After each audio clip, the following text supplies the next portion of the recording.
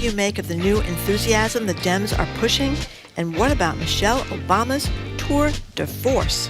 Then GBH Executive Arts Editor on the premiere of a fascinating new documentary on one of Hollywood's most iconic actresses, Elizabeth Taylor, and another Hollywood marriage bites the dust. I'm Andrea Cabral, in for Jim Browdy. And yes, Marjorie, you, not me, can ask about Ben Affleck and Jennifer Lopez. Later in the show, Congresswoman Ayanna Pressley checks in with us from the DNC, and we'll get national security expert Juliette Kayyem's thoughts on DNC security and review the final report on the Lewiston Shooting Commission. All that and more. It's all ahead on Boston Public Radio 89.7 GBH, live from the BPL. Live from NPR News in Washington, I'm Corva Coleman. The Democratic National Convention will be spotlighting Kamala Harris's vice presidential running mate tonight.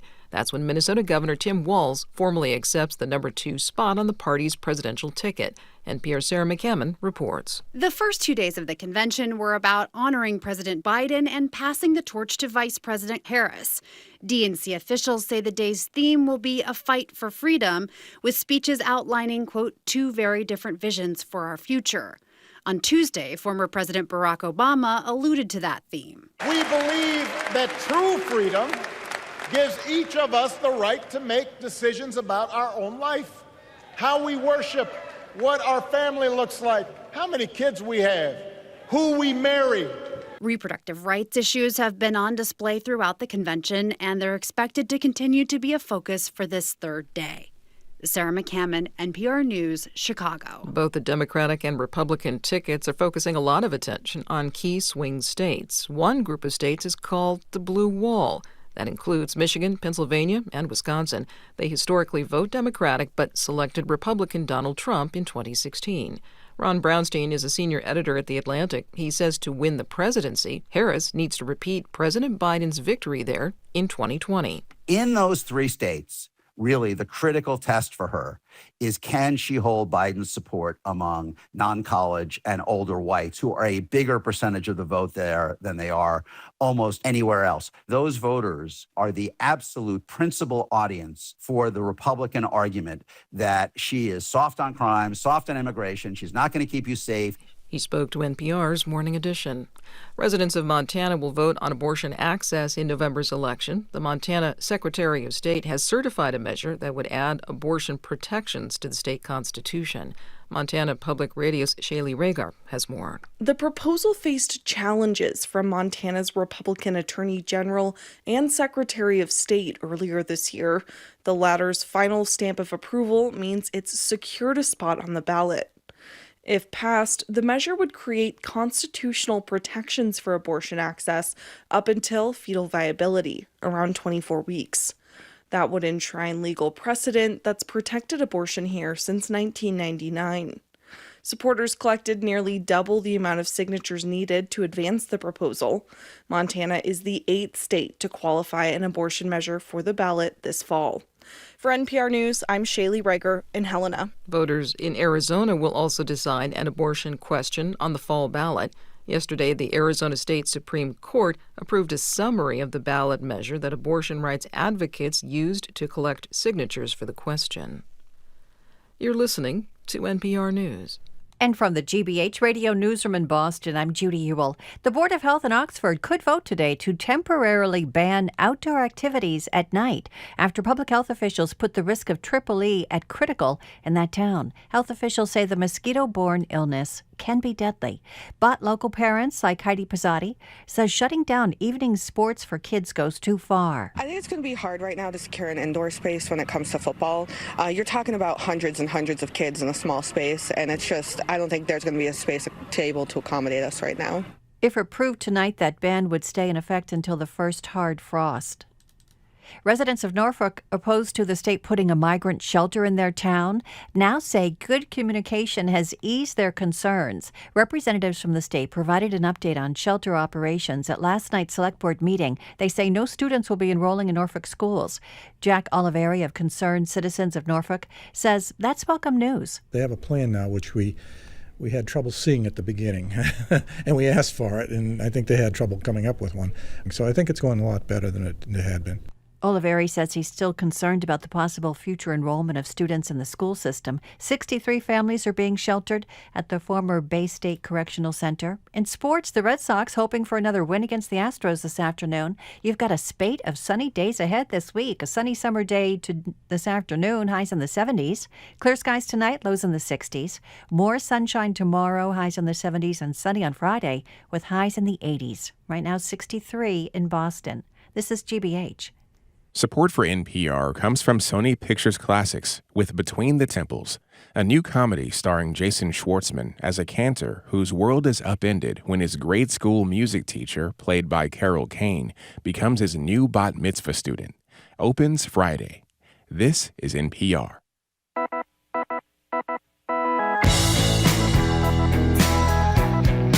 Welcome to Boston Public Radio, live from the Boston Public Library and streaming at youtube.com/GBH News. Thank you. I am Marjorie Egan, and former Secretary of Public Safety Andrea Cabral is sitting in again for Jim Braude. Halfway through the week, Andrea, how are you holding up? Just barely, just barely.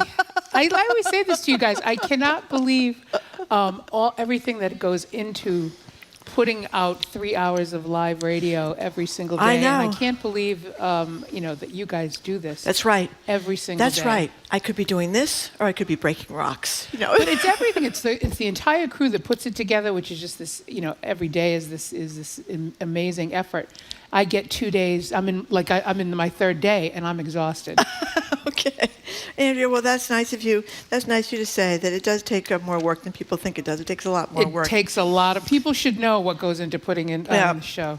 Okay, so guess what we are talking about? Ahead of night 3 at the Democratic National Convention, a headline in the Washington Post states it plain.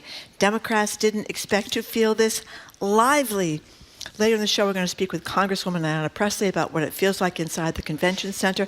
I love the introduction of the Massachusetts delegation. Pressley was there with the Dropkick Murphys music. We're going to play for that. Yeah. Play for that when she's with us, or play that for you, I should say. But watching from home last night, we saw speeches from Barack and Michelle Obama, who knocked it out of the park. First gentleman, Doug Emhoff. I thought he was very charming and had quite a good sense of humor about his romance with Kamala. There was a packed crowd there, over 23,000 people. Pundits have noted that all this energy feels reminiscent of 2008, when then Senator Barack Obama was emerging as the fresh new face of the Democratic Party. And speaking of former President Obama, here's a little of what he had to say during his speech last night. I am feeling hopeful, because this convention has always been pretty good to kids with funny names who believe in a country where anything is possible. Okay, so now we want to hear from you at 877-301-8970. What did you think of last night's speeches? What did you think of this rare moment of joy and enthusiasm from a party that was, I think, in a major depression a few weeks ago about the prognostications of the chances for Democrats in the upcoming election? We're often obsessed with turmoil and frustration and downbeat analyses of what's going on in the United States of America. This was a lot more joyful and hopeful. 877-301-8970. That's the number to call or text. Okay, Andrea.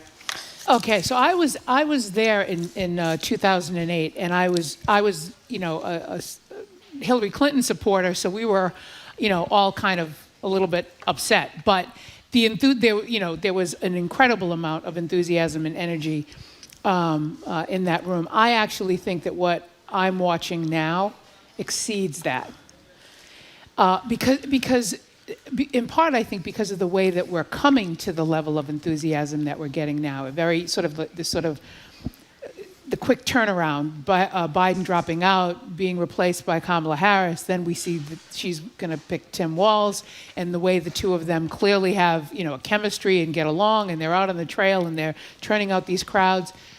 In 2008, it was a much more regular kind of status quo kind of thing. We had the regular primary, Obama won the primary, and then you go to the convention. So while there was a lot of excitement because of the prospect of Obama becoming president, it didn't come on the heels of what we have been put through, essentially, since roughly 2015. And so I think that there's definitely a difference. And I have to say, it was I don't know, whoever came up with this idea, whatever they got paid for this is not getting paid enough.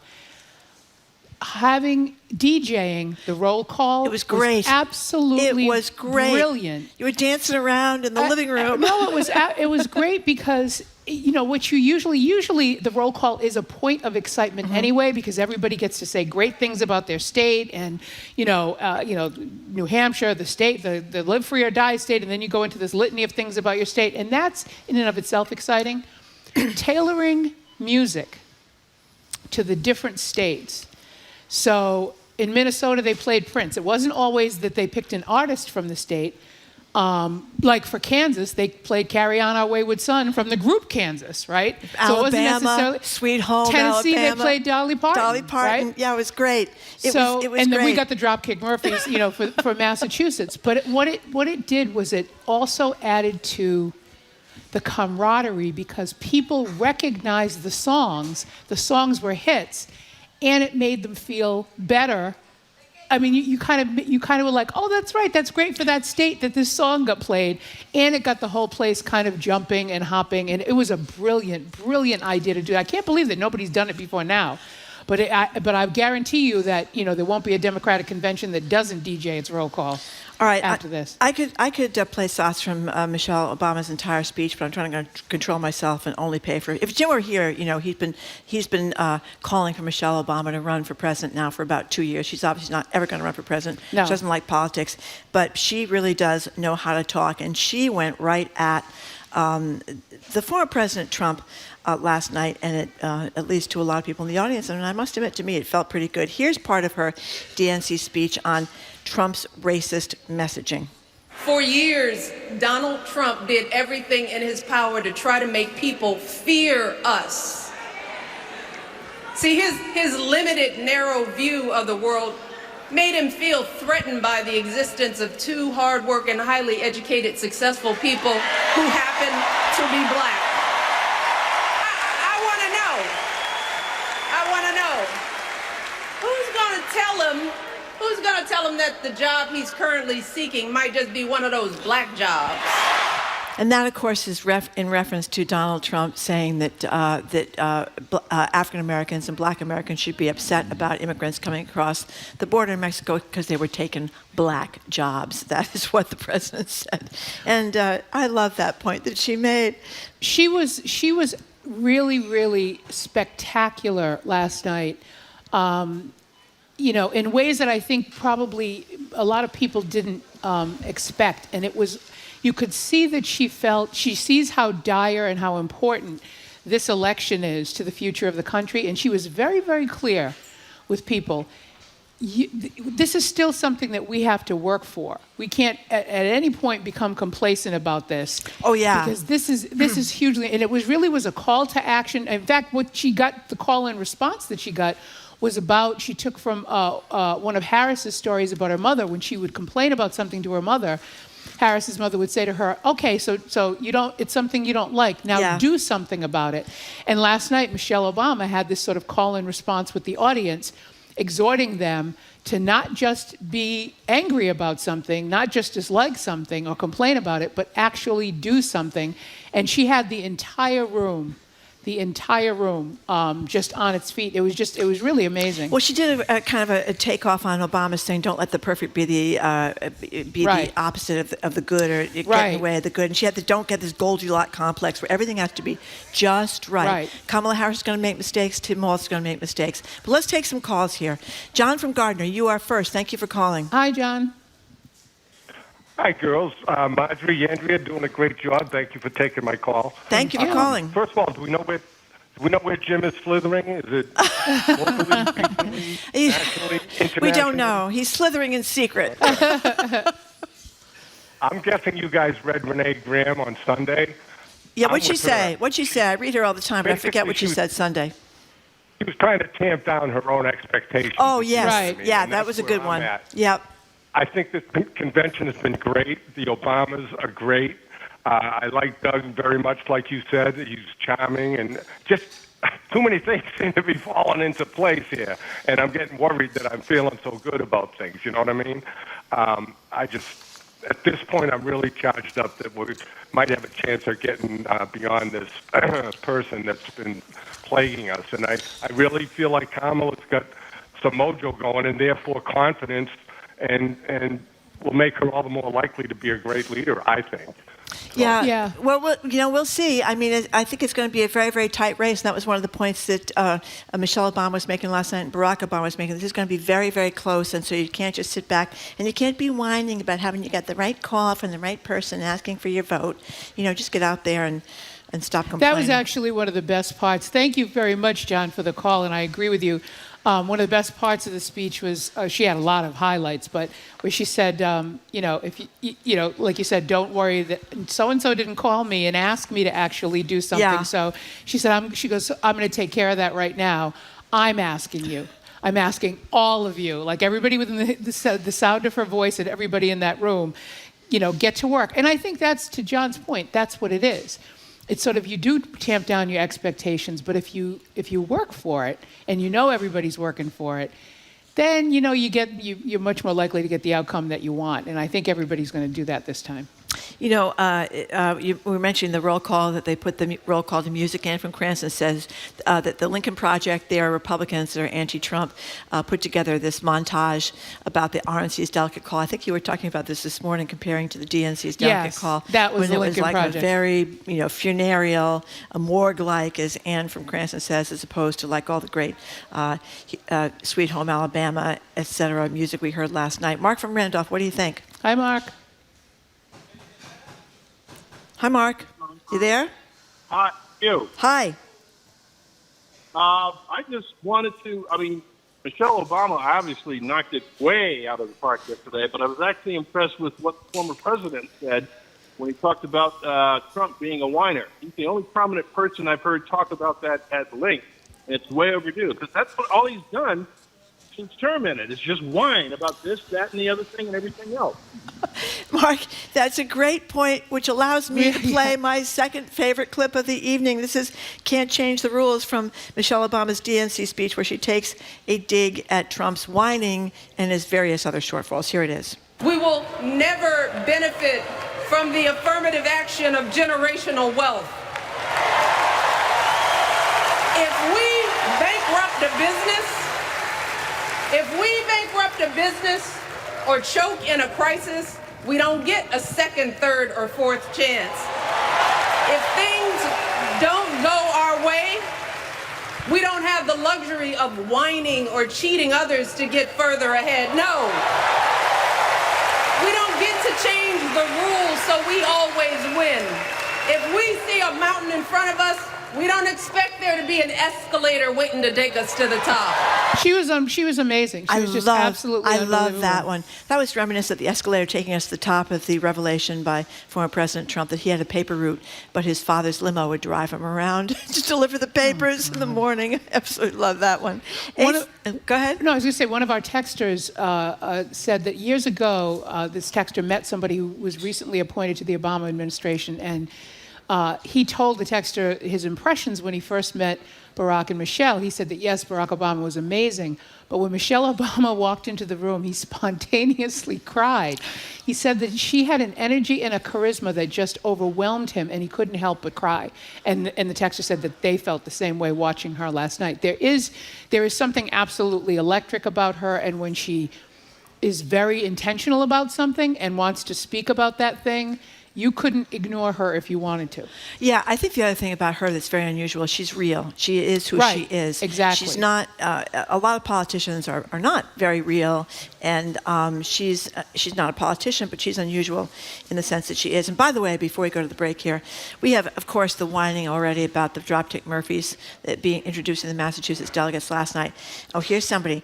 Why didn't we get Donna Summer? Why didn't we get New Edition? Why don't we get James Taylor or the Bee Gees or Jonathan Richman? We have to complain about all the other people that we could have had. I thought the Dropkick Murphys was fine, did a nice job last night. Donna Summer, of course, is a local girl to her, was a local girl, I should say. She's a great person, but we always have to find something to complain about here at Boston Public Radio. Well, that's part of the reason for texting and calling.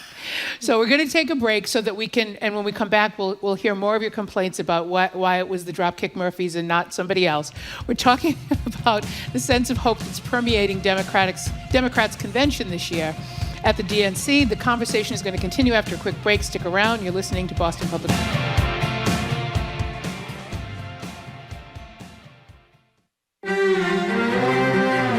In China, going out to a concert hall to hear Western classical music has long been a popular thing to do on the weekend. And the place would be jammed. There'd be parents with their small children, all dolled up. There were lots of young couples. It was clear the concert hall was a good place for a Friday night date. China's relationship with Western music and its impact on U.S.-China relations, next time on The World. This afternoon at 3, here on GBH News 89.7.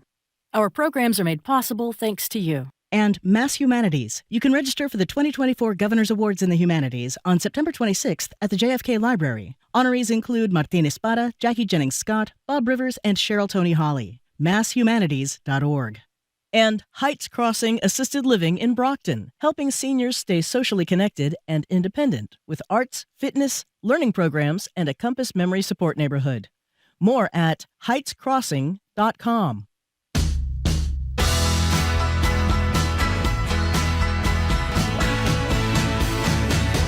Welcome back to Boston Public Radio. We're broadcasting live from the Boston Public Library, streaming at youtube.com/GBH News. As we said before, Andrew Cabral is in for Jim. If you're just joining us, we are recapping highlights from night 2 of the DNC in Chicago and getting your thoughts on this wave of optimism that's defining this moment for the Democratic Party. And we should note, while all this was going on, Vice President Harris was hosting a separate rally 80 miles north of Milwaukee, where her campaign said the attendance numbers hit 15,000. And this brought to mind the point of Barack Obama last night mentioning former President Trump's obsession with crowd size. He's always talking about the crowd size. And he somewhat ridiculously claimed that when he had 50,000 people, first he said it was bigger than Barack Obama's crowd, which it wasn't. We all saw the pictures. Then he claimed it was bigger than the March on Washington with Martin Luther King, which was 50,000 versus 250,000. Right. So he lies about everything, including crowd sizes, but he seems to be oddly obsessed with crowd sizes. What do you think that's about, Andrea? Well, as I said yesterday, he's afraid, at the heart of everything, he's a malignant narcissist who's afraid of everything and is deeply, deeply insecure and is afraid that everyone will see what most of us can see, which is that he's nothing like what he wants everybody to believe he is. But that's the way he is. It's the way he's always been. It's never going to change. We do have a lot of our texters saying that one of the other things that they liked was that they got the feeling from the last night of the convention, both nights actually. It was more youthful. You could see the youthful influence. You could see it in the graphics. When they were doing the roll call, you had everybody's state seal right underneath the name of the state. But they've been using graphics really, really well. In fact, with Stephanie Grisham, that's one of the best uses of graphics. When she was speaking, she was fantastic. She's the former chief of staff, I guess, to Melania. Yes, we should play a clip from her in just a second. I will, because she was part of a group of Republicans that had switched allegiances to vote. She resigned after January 6th. Yes, and she's going to vote for Kamala Harris. People may remember back in 2016. It was 2016 or 2020, it might have been. Colin Powell, that was in Republican administrations, the great general. We all know him. He's no longer with us. He went for Biden because he couldn't vote for Trump, the guy that gave him these appointments. John Kasich, who was the governor of Ohio, big Republican, very conservative Republican, said he couldn't vote for Trump. Grisham is not a politician, but she was, as you said, the former press secretary to Melania Trump. And here she was last night. She was among the Republicans that said they could no longer support Donald Trump. And she talked about what she saw behind the scenes, the rhetoric from the former president. Here it is. Behind closed doors, Trump mocks his supporters. He calls them basement dwellers. On a hospital visit one time when people were dying in the ICU, he was mad that the cameras were not watching him. He has no empathy, no morals, and no fidelity to the truth. He used to tell me, "It doesn't matter what you say, Stephanie. Say it enough and people will believe you." Goebbels. Yeah. Goebbels. The bigger the lie, the more people will believe it. That's straight from the one book I do believe that he owns, which is Mein Kampf, on his nightside table. Yeah, and basement dwellers. I mean, I can imagine that he does say exactly that about the people that support him. Bruce from Marblehead, thank you for Bruce. calling. Hey, how you doing? So I feel, or I know, we all know that this is all about the undecided voter and how can Kamala Harris get to them? It's really hard. And so that's why I watched Fox News coverage last night to see what they do. And they showed they showed the proceedings and speeches unfiltered, totally live, which is great.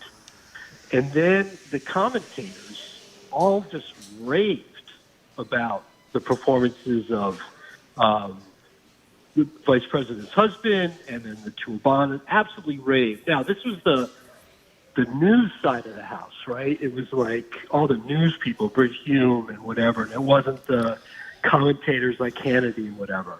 But I was just pleased, right, that they just ran the whole thing live. So whatever Fox News viewers decide to stick around, they would hear it. Yeah, that's a good point, Bruce, because lots of times they don't do that. They will cut away or they won't cover something completely. It was interesting. I've seen other Republican they have a guy that's on CNN all the time who's a Republican commentator, a Trump guy.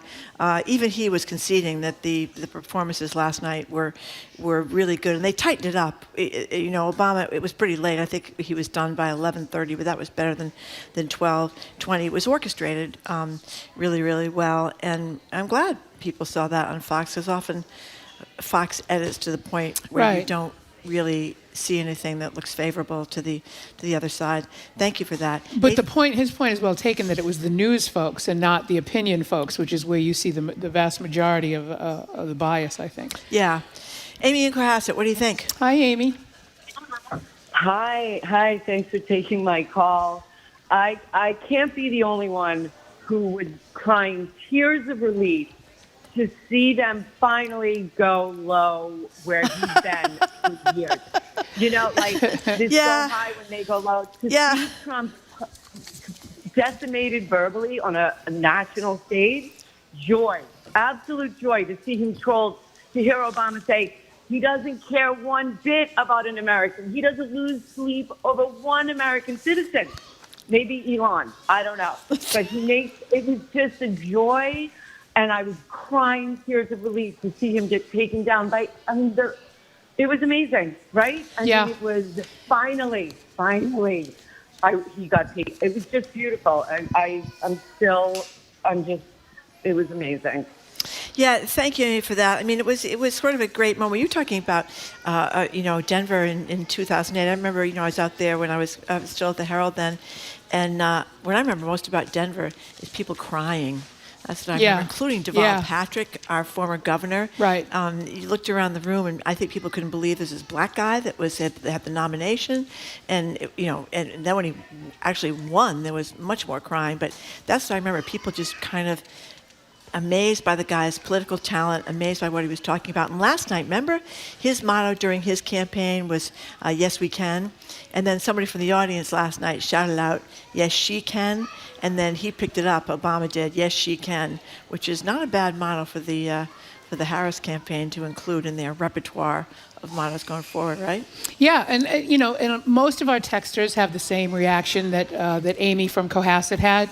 It's sort of, a lot of feelings, happiness, joy, relief. Good to see the talent, I think, also of the Democratic Party. I think that's also uplifting to people. Knowing who's in your party, what they bring to the party, the way that when they speak, they make you feel. All of that is really important to people getting out the vote, because they were very clear with people. You've got to vote, you've got to check your registration, you've got to tell everybody you know to check their registration, because some of these states are kicking people off the rolls, and you've got to make sure you vote and they vote, and you've got to work at the poll, all of the stuff. They went through all of it. And I think, I'm hoping it's as galvanizing as it sounded, and that everybody is going to get out there and do it. Well, I think, as I've said many times before, I think the Republicans are very good about lawyering behind the scenes and making it difficult, and these rules at the individual states about counting the votes and what time the votes have to get in by, and what they're going to do with mail-in ballots and deadlines. I mean, I'm very worried about that kind of thing because they have brilliantly packed a lot of these individual states with Trump loyalists. And well, that's why the campaign hired Mark Elias, who runs Democracy Docket. I think you probably know who Mark Elias is. Mark Elias has had the most astonishing success. Mark Elias is successful enough beating back these sort of redistricting issues and every other challenge to democracy from the GOP that he regularly gets death threats. That's how successful he is. They are scared to death of Mark Elias. And the campaign, he's an excellent lawyer. He runs a shop of only 12 people, and they're covering the entire national waterfront on a lot of these lawsuits that, go where the Republicans are trying to make, mail-in voting or drop boxes illegal. They're pushing back on that, and they're winning and winning and winning and winning in a bunch of states. That said, there's, to your point, there's still a concern there. Yeah, and I mentioned before the Republicans that took to the podium last night. Another one was this John Giles, Republican mayor of Mesa, Arizona. Of course, Arizona has a big-time immigration crisis there because they have so many people coming over the border into Arizona. He used to be, he's been a lifelong Republican, but he talked about John McCain's Republican Party is gone. We don't owe a damn thing to what's been left behind. And he said he's very upset by President Trump, or former President Trump, and he wants to turn the page and put the country first. Anna Navarro, she's on The View. That's a very popular show during the day. She's a Republican, too, and she's also supporting Harris now because she still has the same fears about Donald Trump. And quite a few people, I don't know what happened to Liz Cheney. Wasn't she going to be one of the featured speakers? Well, I think a lot of people wanted her to be. I don't know that she was ever actually invited to be a featured speaker, but I think that there was some talk of people, she should be invited or we should invite her, but I don't know that it happened. Yeah, tonight is going to be Tim Walz, the vice president. He's going to speak. I made a mistake yesterday. I was thinking that the people that were the also rans, the vice president race, Josh Shapiro from Pennsylvania, which is a big, important state for the Democrats, and Mark Kelly from Arizona. He's going to be speaking tonight. And Pete Buttigieg is going to speak tonight. Yeah, that's a packed agenda. They're going to be fantastic. Yeah, and Buttigieg is a great talker, and he's very good. He goes on Fox News a lot and rebuts a lot of the misinformation that they try to put forward. Anyway, our number is 877-301-8970. Mike from Norwell is mad that New Kids on the Block weren't these... Yeah. Well, what's funny is we're going to talk to Ayanna Pressley in a few minutes. So Ayanna is very good friends with Jessie Mermel, who people know from the Patrick administration, and she ran for elected office in Brookline. So Jessie is a New Kids on the Block person, and Ayanna is a New Edition person. So it's probably better that they didn't choose one of those songs. Otherwise, two people who've been friends for a long time might have wound up enemies. Okay, we're going to talk about all this, the DNC, later on the show. As Andrew just mentioned, Congresswoman Ayanna Pressley is going to be with us. We'll play the Dropkick Murphys introduction when she's with us, and we're going to talk a little bit with Juliette Kayyem about the security at the DNC, too. But we are moving on now to talk to Jared, and thank you very much for the calls, and thank you very much for the texts. All right. Thanks, guys. Prison to teach the incarcerated photography. He transformed a vacant wing of the prison, building dark rooms and a community. During his nearly 10 years there, he collaborated with the women who lived in the prison, teaching technique, learning their stories, and making a series of color Polaroid images. A selection of those portraits comprise his new photo book. That and more on The Culture Show today at 2 on 89.7 GBH. Support for GBH comes from you. And Auschwitz, Not Long Ago, Not Far Away, an exhibition featuring over 700 artifacts from the Holocaust, closing September 15th at the Castle at Park Plaza in Boston. More at theauschwitzexhibition.com. And Mass General Brigham Health Plan, ranked #1 in member satisfaction among commercial health plans in Massachusetts by J.D. Power for the second consecutive year. Details at mgbhp.org/everyday.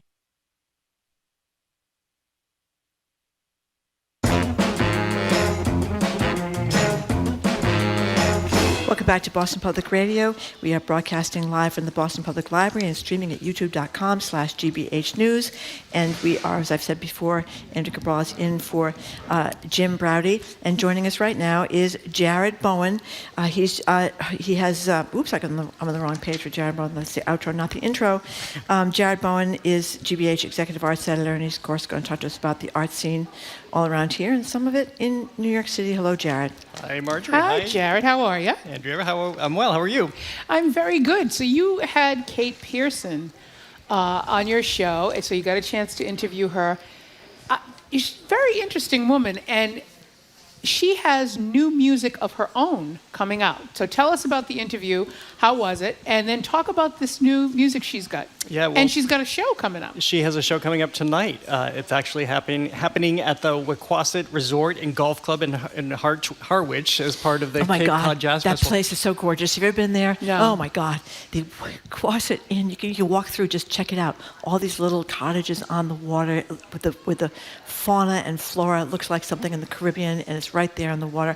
I think it's out of the price range for most of us to actually stay overnight, but you can walk through. Or you can go see one member of the B-52s That's right. tonight. Right. Yeah, so of course Kate Pierson is one of the original founding members of the B-52s. She actually is a part-time Massachusetts resident now. She spent a lot of time here even before her singing career in Massachusetts. A few years ago she was here on the Cape, fell in love with the water, so now splits her time between here and New York. But so she still plays with the B-52s. They all are still together except for Ricky Wilson, who died in the 1980s.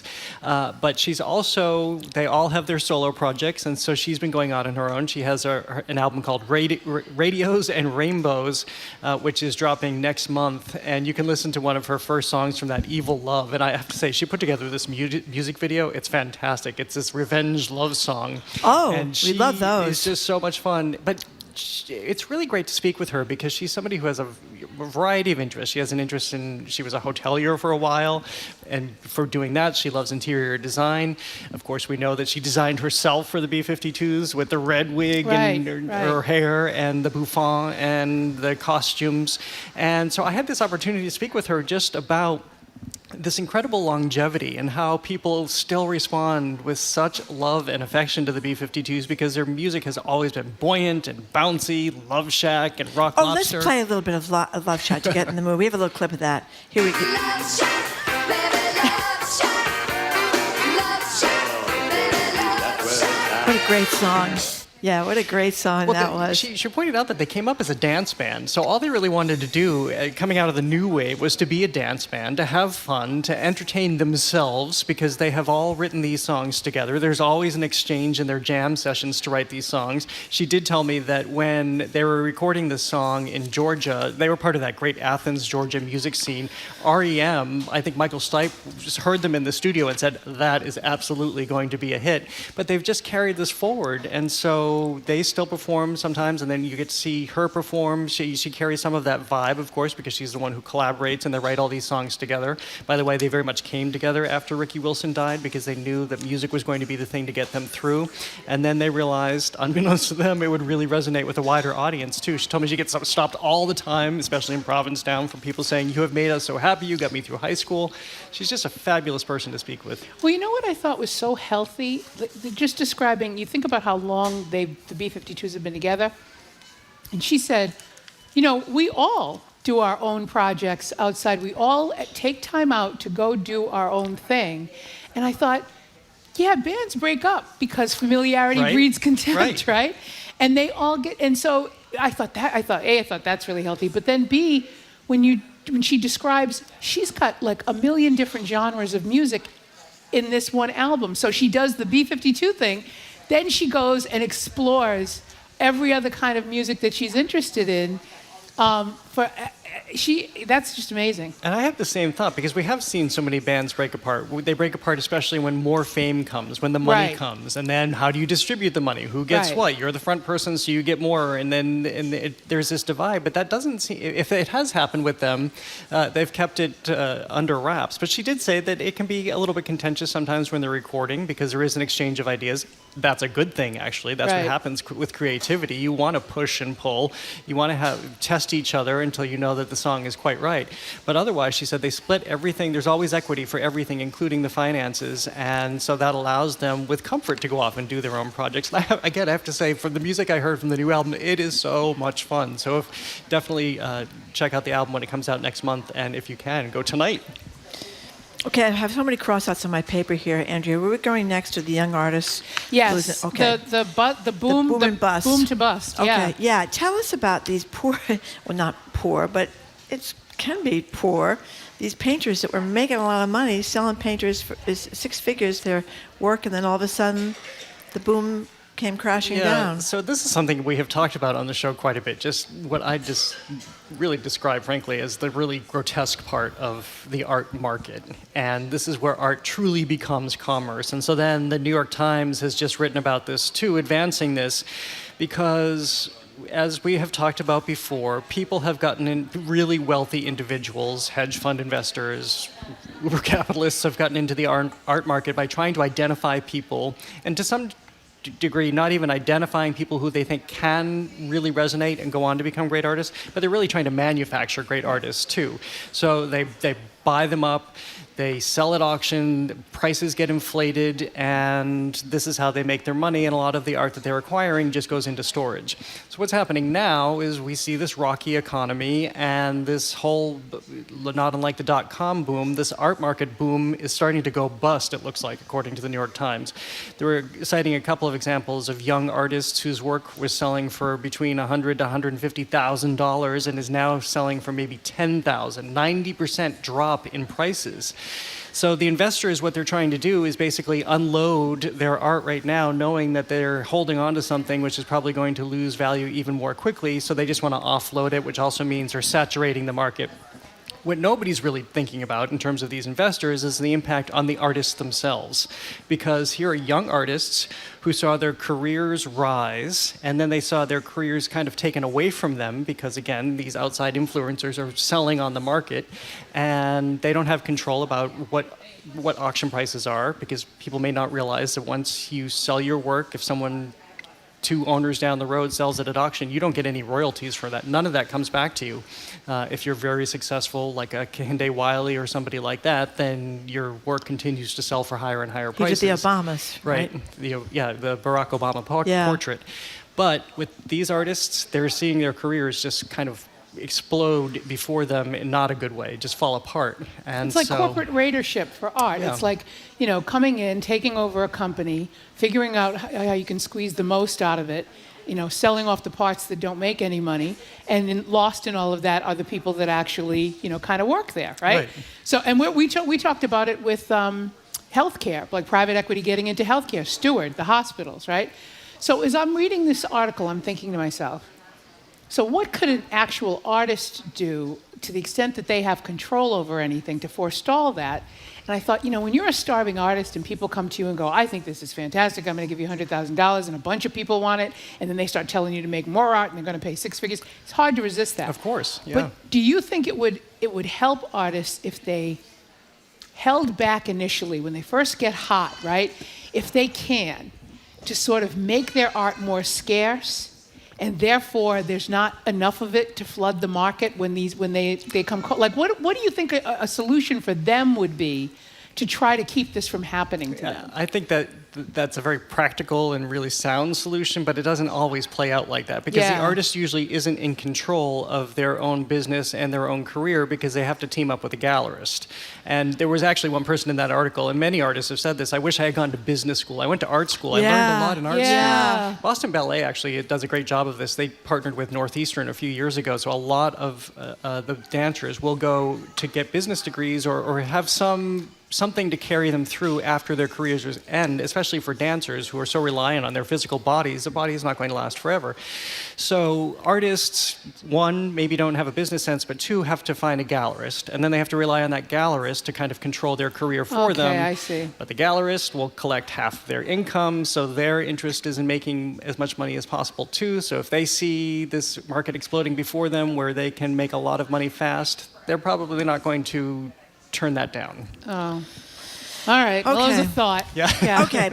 Well, those of Can I us, just say, by the way, Oh, a sure. lot of the artists we were talking about, they're really, really good artists. That's yeah, why it's we saw even their harder. work. The work yeah, is it's really good. terrific. And people should pull this up so they into the New York Times so they can see some of this art because it's there. Yeah. So those of us of a certain age know about the career of Elizabeth Taylor. Apparently, there's a new program on Max, and it's called Elizabeth Taylor: The Lost Tapes. We're going to play a little trailer from that. Here it is. I was a child actress thrown into the adult world. But in my own world, I was a terrified little girl. From an early age, your public image is that of a sex symbol. I never thought of myself that way. I loved the possibility of acting. I was told I would never become an actress because I was so concerned with being pretty. So tell us about, if people don't know who Elizabeth Taylor is, I assume most people do, but if they don't, who she was and what this is about, this special. Well, starting from a very young age, National Velvet and Lassie. Lassie. The violet-eyed, although she addresses this, of course, her eyes weren't actually violet, but the They violet-eyed, weren't? no, they were blue. Do you know anybody else who has violet eyes? No. So what'd you do with contact lenses? No, they were just, it was the way the lighting would capture the people. And of course, it helped make the myth-making. And the contrast to her very dark hair, her black I'm hair. deflated. I thought they were violet eyes. See, I've already wrecked your impressions and I've That barely would, begun. That would indicate a fairly serious eye disease or blood disorder, I would think. Yeah. But anyway, so that's who Elizabeth Taylor was from Okay. this very early age as a child, and then, of course, became this mega movie star and one of the most iconic legends of Hollywood, right up there with Marilyn and Katharine Hepburn and all of them of that ilk. And so what has happened here is we have this new documentary that's comprised of audio tapes from an interview that she did with Richard Merriman in 1964, and she's looking back at her life because people, if they don't realize, she was also married 8 times. She was the subject of ferocious paparazzi. In fact, basically, paparazzi began around her and her relationship with Richard Burton. So she's addressing a lot of her life, very frankly. Also, she's only 32 years old in this documentary and in this session where she's having all of these observations about her life. But at that point, she'd already been in film for about 20 years. Yeah. So she's lived this extraordinary life under the microscope.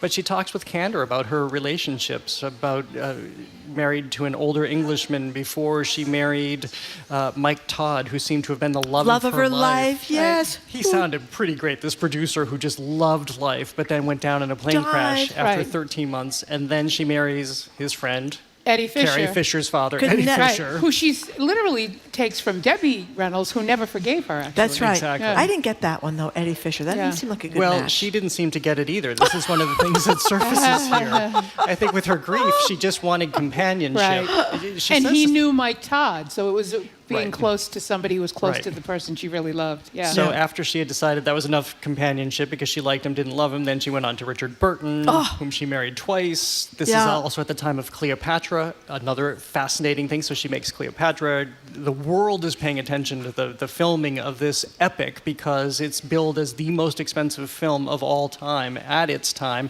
which today it might be too, because in today's dollars it would be about $450 million Wow. to make that film. Wow. She made $1 million for that. That was also huge headlines. But then also the fact that because she had had several husbands and relationships at this point, and the breakup with Eddie Fisher did not go over well with the public. She was terrified to film Cleopatra because they had all these extras on set, and she didn't know if they were going to revolt against her when they had the opportunity.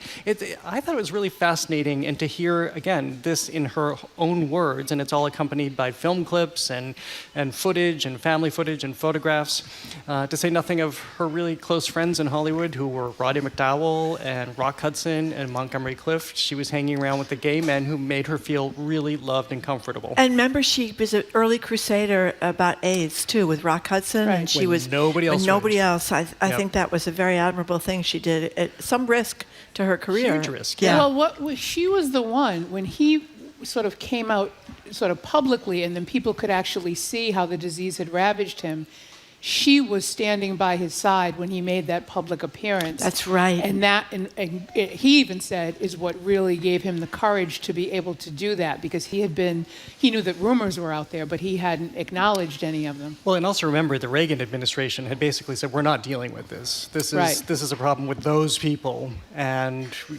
we don't have to necessarily step forward and embrace this in any big way, despite the fact that so many people were dying.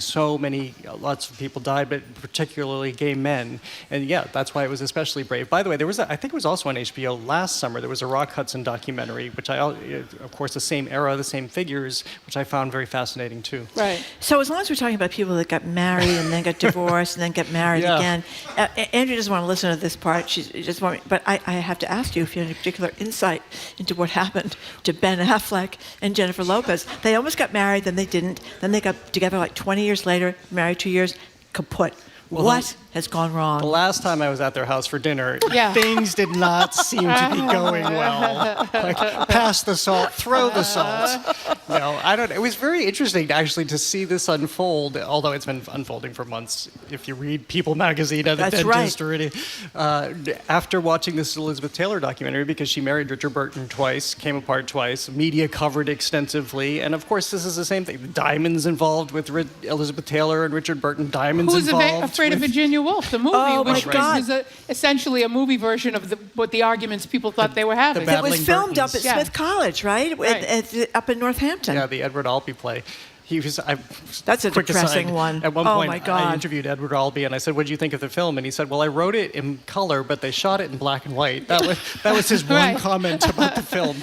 But so to see all of this unfold in the same way, I think it's where we are in society too, that we want to root for love in some capacity. Yeah. I thought they had a chance. I know a lot of people who later in life, they find somebody from high school or earlier loves, and they get back together, and it does last. Yeah. So you think, okay, so they've lived there 20 years, they went off, they had their families and their kids, they're coming back together, but I guess it wasn't meant to be. No, I say give it another couple of years, and I'm sure that they'll Or get another back together. Or they'll meet up at the nursing home when they're both 80 years old, and that'll be another story in People magazine. Well, nursing homes, as we know, are hotbeds of sexually they transmitted are. diseases. So you never know. In the last few years of your life, things could be really wild.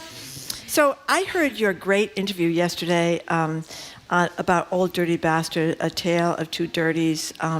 Tell us about this. We have a little sound from it too. We'll play in a second. Yeah, so Old Dirty Bastard was the basically assumed character of Russell Jones, who was a hip hop artist came up in the 80s and 90s, founding member of Wu-Tang Clan. So there's a new documentary that's airing on A&E on August 25th. The reason I'm pausing is there's so much to talk about here. I thought this was really an exceptional story, and because it's such a sad story too. Because we find a young man who grew up in a very loving family, solid community in Brooklyn. So he had all this great foundation around him, and he also had extraordinary talent. From the moment he started rapping, he had this great facility for verse. And so even though he was a founding member of Wu-Tang Clan, it was very apparent to him and to others that he could absolutely have a solo career and go off on his own, which he did, and he developed this persona, Old Dirty Bastard, and then he got corrupted. It's the opposite of the B-52s, as we were just talking about, because he gets fame, he gets money, he gets all of this attention as a very, very young man, and finds himself doing a lot of drugs, finding himself with a lot of women, finding himself even starting to fall into the traps of this character, Old Dirty Bastard. He calls him a character because, again, like Elizabeth Taylor, we have a lot of his tapes, a lot of footage that was supplied by Russell Jones' wife, who participated in the making of this documentary by the Pollards, father and son team who made this. And then he was hounded by the police. This, I think, is very interesting, too. They called it the hip-hop police in New York at the time. People who, the police department was chasing hip-hop artists, following hip-hop artists, not necessarily having a reason to, but they did. Right. And come to find out, even the FBI had a major file on the Wu-Tang Clan. I had just finished reading Jazzman, Larry Tye's biography, memoir of Armstrong, Duke Ellington, and Count Basie. The FBI had a huge file on Duke Ellington. Right. So this has been going on for decades with black artists. So he's got all of this. Of course, he's complicit because he falls victim to the drugs and eventually is sent to rehab, escapes from rehab, goes to prison, and then comes out of prison nearly unrecognizable. You look at this video, and he is not the same person. He just looks like a zombie. Whatever happened there was horrible. Andrea, you can probably tell us what happened in prison in that era to a man like that. And then dies young, dies at 35. So this new documentary premiering on A&E tells that entire story. And one of the most compelling interviewees is Mariah Carey, who was a very close friend, supported him, they made music together, and I feel like it's the most raw I've ever seen her. Well, they've got, his wife is in, I think, the documentary, and his friends are people who are close to him. And the thing I'm always struck by, because, we see a lot of these documentaries about how the person becomes famous, they get eaten up and spit out.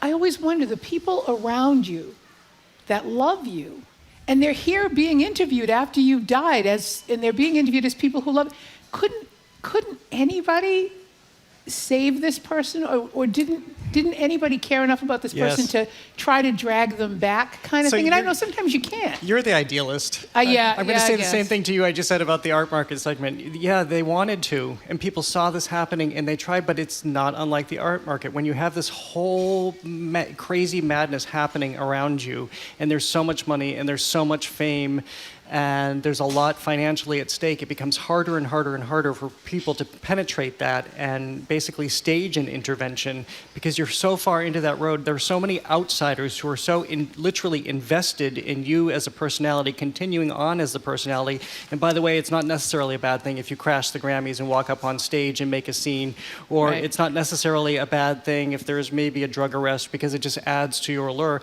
Nobody necessarily wants to see, nobody who's invested financially, family aside, because the family was deeply distraught over this, same with his close friends, but the others, they can't get that access. It is an old story, and it just keeps happening and happening and happening and happening, and it's very sad. We're almost out of time here. Should we hold what's going on at the Clark Museum until next time, or you want to squeeze it in really quick? No, it's on through October 14th, so we can hold on to that. Okay. This is fascinating. I'm dying to talk about this particular artist. Had never heard of him, and this is fascinating. We definitely. I probably won't be hosting though, so I'll have to just listen in. We'll have an off-the-record an off-air conversation. That By the would way, be for great. people who are wondering what we're talking about, it's Guillaume Luthier. It's at the Clark Art Museum in Williamstown through October 14th, but we'll talk about it later. Absolutely fascinating. I can't wait. What's on the show? So we're talking to Jack Luder's Booth, who in the 1970s went to MCI Framingham as a photographer to document women in prison. And this is an age in which women were allowed to dress however they wanted, to adorn their cells however they wanted. So you don't necessarily know that you're looking at their cells. They look like they could be at home. So we talk about this collection of photos in the photo booth, in his photo book rather, and then we go to King Richard's Fair. Who doesn't love King Richard's Fair? The Renaissance Festival is returning. You're shaking your head. I hope you had a big giant mug of mead. We haven't taped it yet, but, or the show is on obviously in a couple of hours, and the big turkey leg. I've never even been. Have you been to King Richard's Fair? I've never been there either. I went Have you been? As a kid, yeah. Was it fun? It is fun, yeah. Medieval time. Everybody's in costumes, right? A lot of people are in costumes. They're jousting. Is that what they do? They still joust? They're jousting. There are angry wenches. Lots of mead, as you said. I've dallied there betimes. Oh, very good. I know my medieval speak. We have been, Jared, thank you very much, really. And I really am I do want to, Okay, we will. Definitely. We've been speaking with Jared Bowen, Executive Arts Editor and host of The Culture Show at 89.7 GBH, which is on right after us at 2 p.m. After the noon news, it's Harvard's Juliette Kayyem on the latest national security headlines, plus news on peace negotiations in Gaza. Juliette is next. You're listening to Boston Public Radio, 89.7 GBH, live from the BPL and streaming online at youtube.com/GBH News. You're listening to Boston Public Radio with Jim Browdy and Marjorie Egan. Just ahead, more smart conversation about what's going on in our community. That's right after an NPR News. Summer, rain or shine. More at myadventurepark.com. There's been a murder on a train, but the police can't find a body. However, if anybody can solve this mystery, it's Jane Marple. Watch Agatha Christie's Marple tonight at 9 on GBH 44. I'm Morning Edition co-host Paris Halston. And I'm Morning Edition co-host Jeremy Siegel. You and I are listening to 89.7 WGBH, HD1 Boston, online at gbhnews.org. GBH News with NPR. What matters to you? I'm Marjorie Egan. Ahead in hour number 2 of Boston Public Radio, live from the Boston Public Library, it's Harvard national security expert Juliette Kayyem on last night in Chicago at the DNC, safely securing the DNC, and devastating floods in Connecticut and New York. And speaking of the DNC, Congresswoman Ayanna Pressley will call in from Chicago. Then we'll hear from the Bay State Banner's Ron Mitchell on the paper's coverage of the convention. I'm Andrea Cabral, in for Jim Browdy. As the kids get ready to head back to school and parents everywhere rejoice, it's an early education panel with the CEO of Ellis Early Learning and the Executive Director of Strategies for Children. Plus, Animal Authority Sy Montgomery on the latest in animals fighting back. Dolphins, or maybe just one lonely dolphin, are attacking beachgoers along Japanese beaches. And we'll end with your thoughts on all-you-can-eat restaurants. It's all next on Boston Public Radio 89.7 GBH, live from the BPL. Live from NPR News in Washington, I'm Lakshmi Singh. Minnesota Governor Tim Walz will close out tonight's Democratic National Convention when he accepts his party's vice presidential nomination. The Midwestern governor, who was relatively unknown just weeks ago, is using the stage to introduce himself to the country. Minnesota Public Radio's Clay Masters reports. It was just earlier this month that current Vice President Kamala Harris announced she was going with Governor Tim Walz as her running mate. Walz regularly brings up his 20 years as a high school social studies teacher and football coach. His stump speeches sometimes sound like he's huddling with players on the football field. We need you on the team. On November 5th, I want to be at the end of that day when the ballots close across this country. I want to know, and you want to know, we left it all on the field. We left it all on the field. Walz and Harris were both in Milwaukee last night for a rally in the crucial swing state of Wisconsin. Harris will close out the convention with her speech accepting the party's presidential nomination tomorrow. For NPR News, I'm Clay Masters in Chicago. Polls show the Democratic ticket has put 4 Sunbelt states back in play in this presidential race. One of them is North Carolina.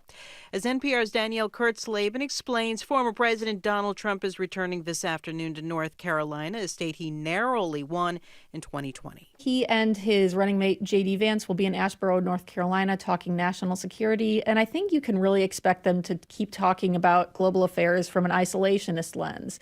After all, Trump has criticized NATO. He wants to ratchet back aid to Ukraine. And you can imagine they'll also talk about pushing aid to Israel. That's NPR's Danielle Kurtzleben reporting.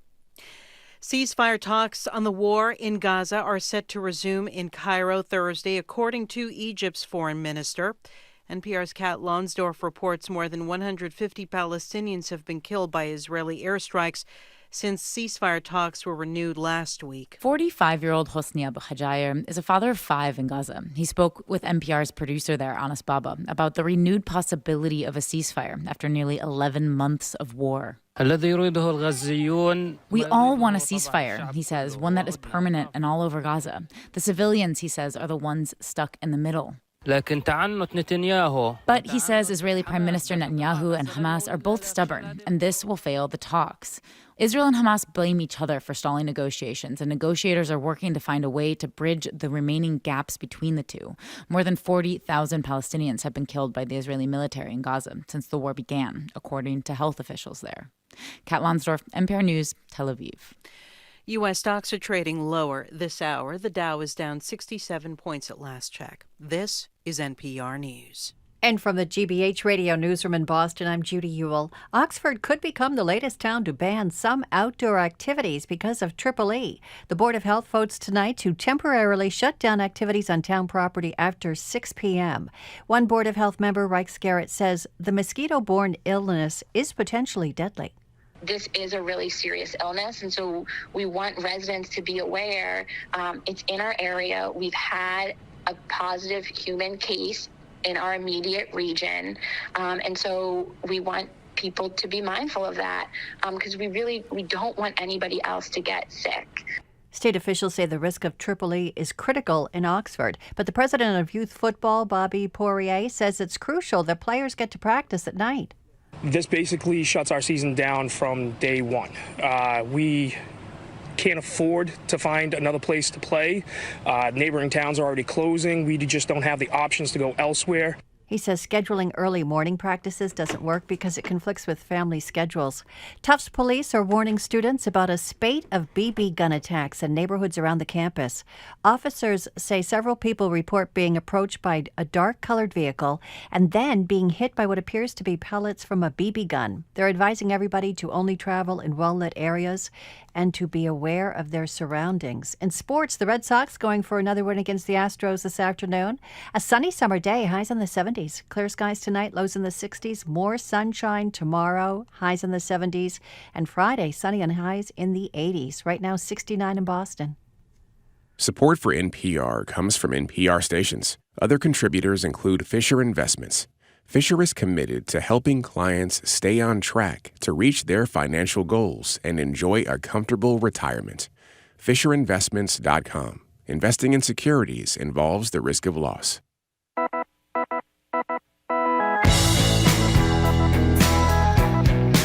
Welcome to hour number 2 of Boston Public Radio. We are broadcasting live from the Boston Public Library and streaming at youtube.com/GBH News. Andrew Cabral is in for Jim Browdy.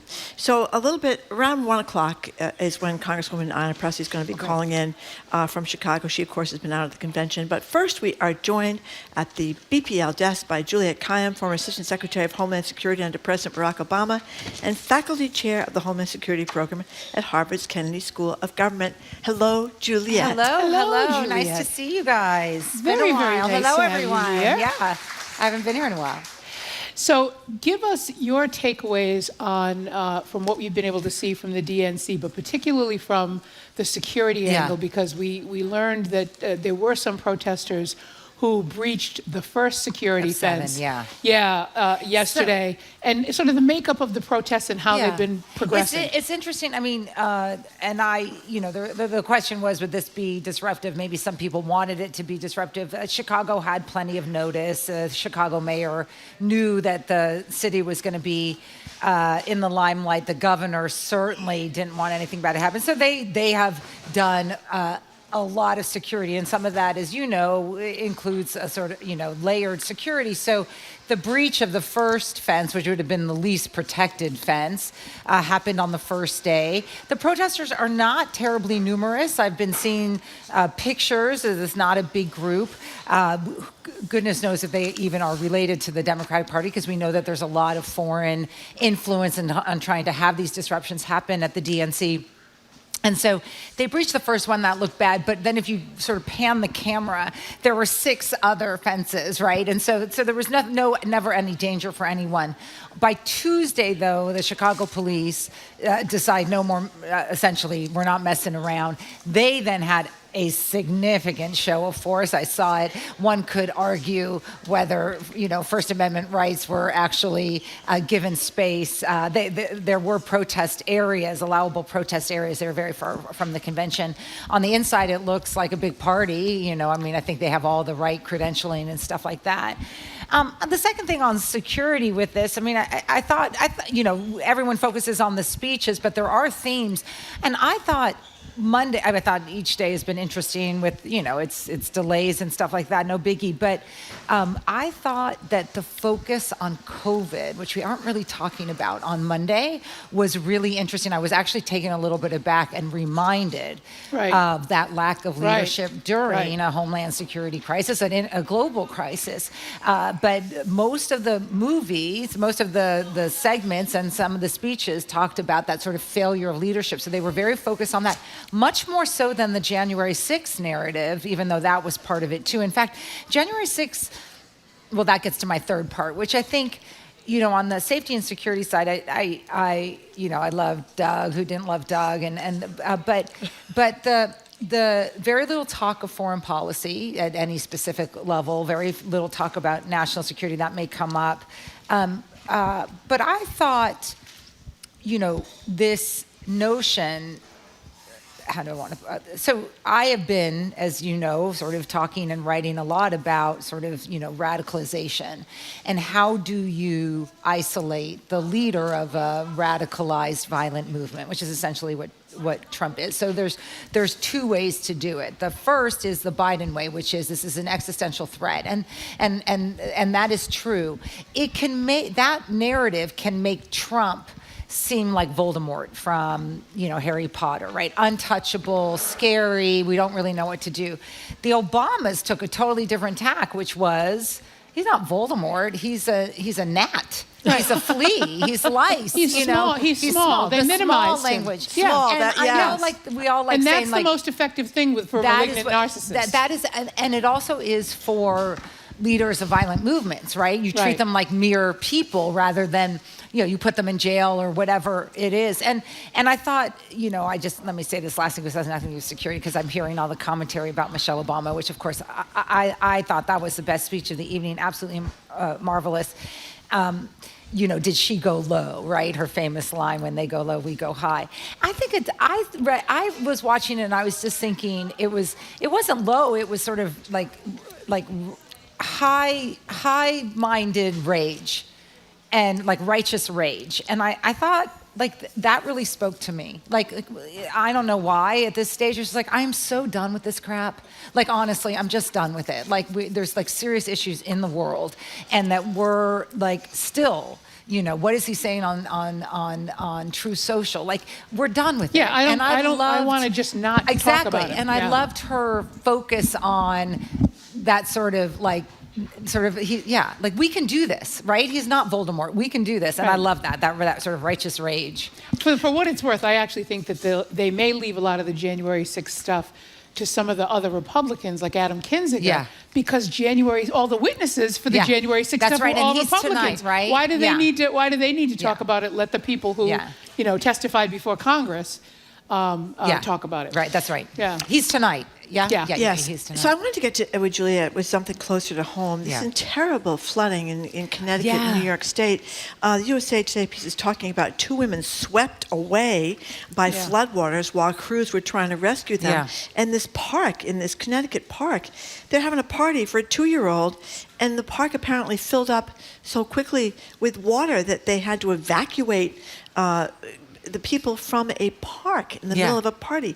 I mean, that's a flash flood because there's nowhere for the water to get absorbed. So think about if your drain pipe outside, if your pipe gets clogged. So it's just there's nowhere for it to go, and that's the scary thing about flash floods, and they're hard to predict because you don't know where the pooling's going to occur.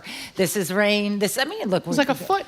A foot of rain. It's just crazy. This reminds me of what happened in Montpelier in Vermont last year. We couldn't believe it. Montpelier, Vermont is underwater. Yeah. And now we have these whole sections of Connecticut and New York State. So I guess we have to wait. We better check our drains around here, I guess. Oh my God, that's so funny you say that. I stuck both my boys yesterday climbed on we have a flat roof on the second floor, and I made them clean out my drains because I was looking up and I was like, there's so much water here because of all the rain and stuff. So it is true. Check your drains. So there's something I wanted to talk. I mean, look, we've talked about climate change and all sorts of issues, but I think one of the things that's happening, as you're seeing with public facilities and private facilities and then private home ownership, and something just to think about is the extent to which climate change, which can seem sort of, UN and, can we get China to do better with the climate, or the United States and all the big policy issues, really is a kitchen table economic issue now, and that's because of insurance. And I think that there's a way for Democrats to talk link, about that, to link that the denial of climate change isn't just about, is it hotter this season? Okay, whatever, maybe it is the season, maybe it's not, or was hurricane season as bad as we expected? Who knows, what's going to happen the next month? But that the denial of what's happening to individual homeowners in terms of their increased insurance. I'm sure all of us have felt it in the last 5 years, and none of us are even near a flood zone. Flood zone. Yeah, right. And and the kitchen table economic issues. Insurance is not often weighted into things like what the cost of living, of inflation, as people are feeling it, not simply because they go to the grocery store, but because their monthly payments to live are now higher. And I do think that there's a way that, I don't know what the right narrative is, but to sort of successfully link an important, what we call, an environmental issue as an economic, affordability issue at this stage, which it is for so many families, and so many families here in Massachusetts as well. But certainly that works New for the England. farmers. The farmers are feeling the effects of climate change and having to change the kinds of crops that they grow so that they can grow in more resilient soil than they have historically needed to use to grow such crops. You could literally make that argument that you're suggesting for every region of the country, because every homeowner or every landowner in every region of the country, it applies to. That's exactly right. No, I think that's right. Well, that's one of the theses that climate change is going to get real for climate change deniers like Donald Trump, when no one can get home insurance in Florida anymore, and they have to have government insurance, which they do in Florida in so many cases, but it's not going to cover your house. It's going to cover your small section of your house, and the home insurance industry is probably just going to stop insuring people's homes. That's what I think. I mean, look, they want, or they're going to have to insist that something changes in terms of how we build in order to get properly insured. See the pictures of the house in the Northern Bank? Going just you know what I was wondering about that house? Right out to sea. Yeah. You know what I was wondering about that house? What? Was it insured? That's a good question. I haven't been able, I've been looking at the articles, I've not been able to figure that out. I don't know if it was insured, and I don't know how many times it might have already been damaged and then had gotten redone. But look, I mean, everyone's like, well, who builds a home that close to the ocean? Guess what? They didn't. Right? I mean, like, wake up. No one bought a house that close to the ocean. The ocean, when that house was bought, the ocean wasn't that close. So we've got a lot to get to, but I want to mention really quickly. You want to go ahead and do it, the thing up in Maine? No, go ahead. Just that this horrible shooting that everybody remembers, where 18 people were killed by a man who apparently was exhibiting red flags all over the place. All over the place for years. So tell us what this new, so this is the state commission's final report in Maine about Robert Card's October 25th mass shooting spree, which I just want to get my numbers right, which killed 18 people. Remember, he sort of went from the bowling alley to throughout Maine.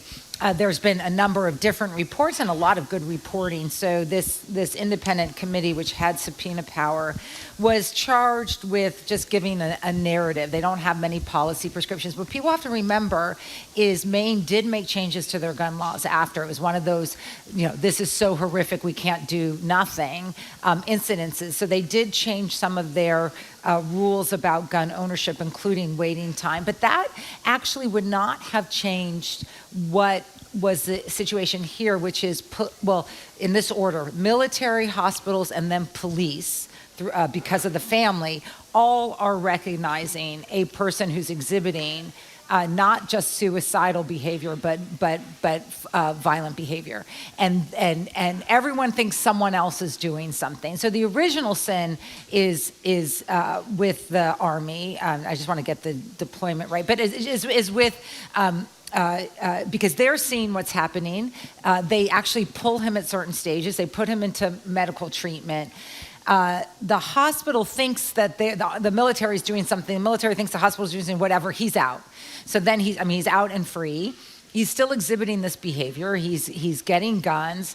The family then gets nervous, talks to the police. But Maine had a yellow flag rule, which is different. You have to get a court order in this case, and no one seeks it. And so the commanding officer was told that his gun should be taken and said, I don't have the authority to do that, but didn't tell the people in law enforcement who do have the authority exactly. to do so it. it's just, it's a every mistake is made, not to defend Card's independent behavior, but when you talk about can we end gun violence, the truth is we can, that these interventions have been known to work, but people aren't either utilizing them or institutions are forgiving it or they're just, turning a blind eye. And that's what this this narrative is. It's a lot of this 215-page report is just like his descent into psychosis, which like you realize how many people were recognizing it. There were also law enforcement errors on the response side, but basically this was a preventable tragedy, so preventable that after the report is issued, the family member's lawyer came out and said, this isn't over, right? I mean, these are mistakes that cost people's lives. They've expanded the group that'll be sued. Yeah, exactly, right, the military, right? So, that's... So I mean, look, these accountings are important. We seem to be learning the same lesson a lot of times, over and over again, which is that thing that you think could happen that you don't want to believe could happen is going to happen. Right. And the people and the person or the family member or the colleague or the soldier who you think, just needs a couple pills to get better. If he's hoarding guns, you have a problem, right? So, right. And has a kill list. That's a pretty big, That's a pretty big thing. Yeah. I mean, that's right. So, Juliet, I want you to weigh in on where the talks about a ceasefire are right now. And Blinken has been on, I think, his 9th trip to Israel, diplomatic mission. They've got, sort of Egypt involved. Talk about where the talks are, but very specifically, talk about this reported phone call. I think it was first reported in Axios, and I think it was broken on TV news during the DNC by Judy Woodruff of PBS. That Trump is doing what he's actually been doing with various almost all leaders. Foreign policy, for a long time, which is a violation of the Logan Act and is a felony. But talk about the impact of that. I should say, just going to that point, there is a Logan Act investigation already. So, I didn't know about that. That's what I wanted to know. Okay. So there's I don't know who's allowed to bring the complaint, but I saw. I think it's the DOJ, right? Yeah.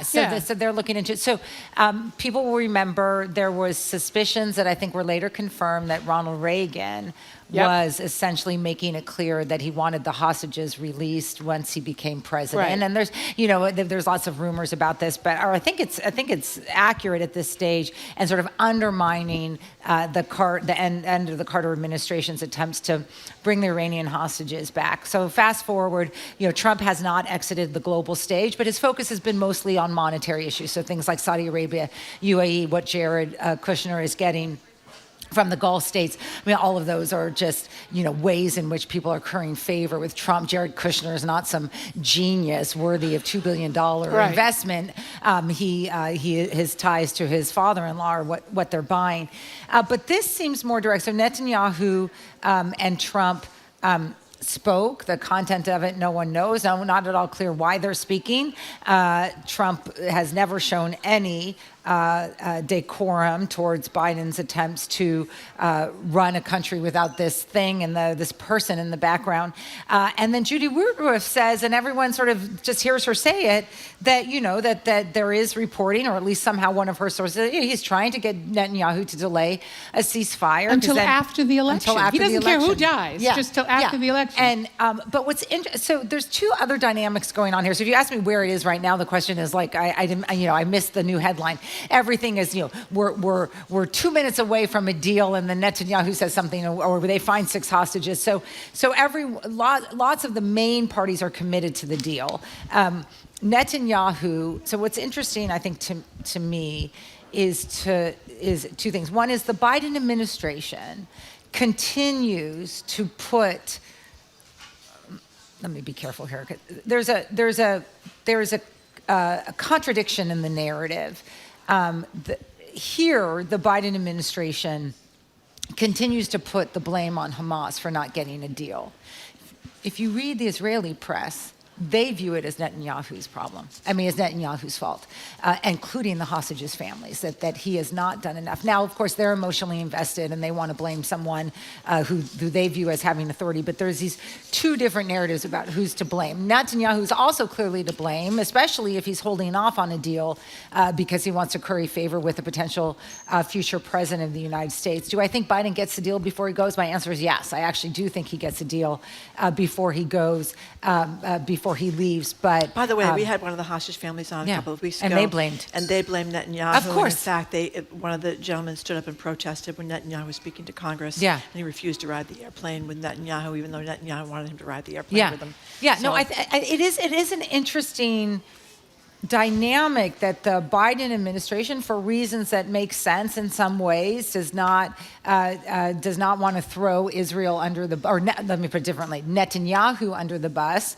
as they try to get a negotiated deal. Hamas is the terrorist organization here that started this tragedy, but the Israeli media is much more Netanyahu focused on who's to blame for not getting a deal than even the Western media. I mean, look, and the Hamas negotiator was killed, and so there's a lot of background activity. But I mean, obviously, all of us hope for it, and I think for all the divisions in the Democratic Party, I think the language coming from the convention about the hostages as well as Gaza is probably where most Americans are, right? I mean, it is enough, right? I mean, this is, and the numbers just keep getting higher, right? I mean, and then plus, of course, the more hostages were found dead.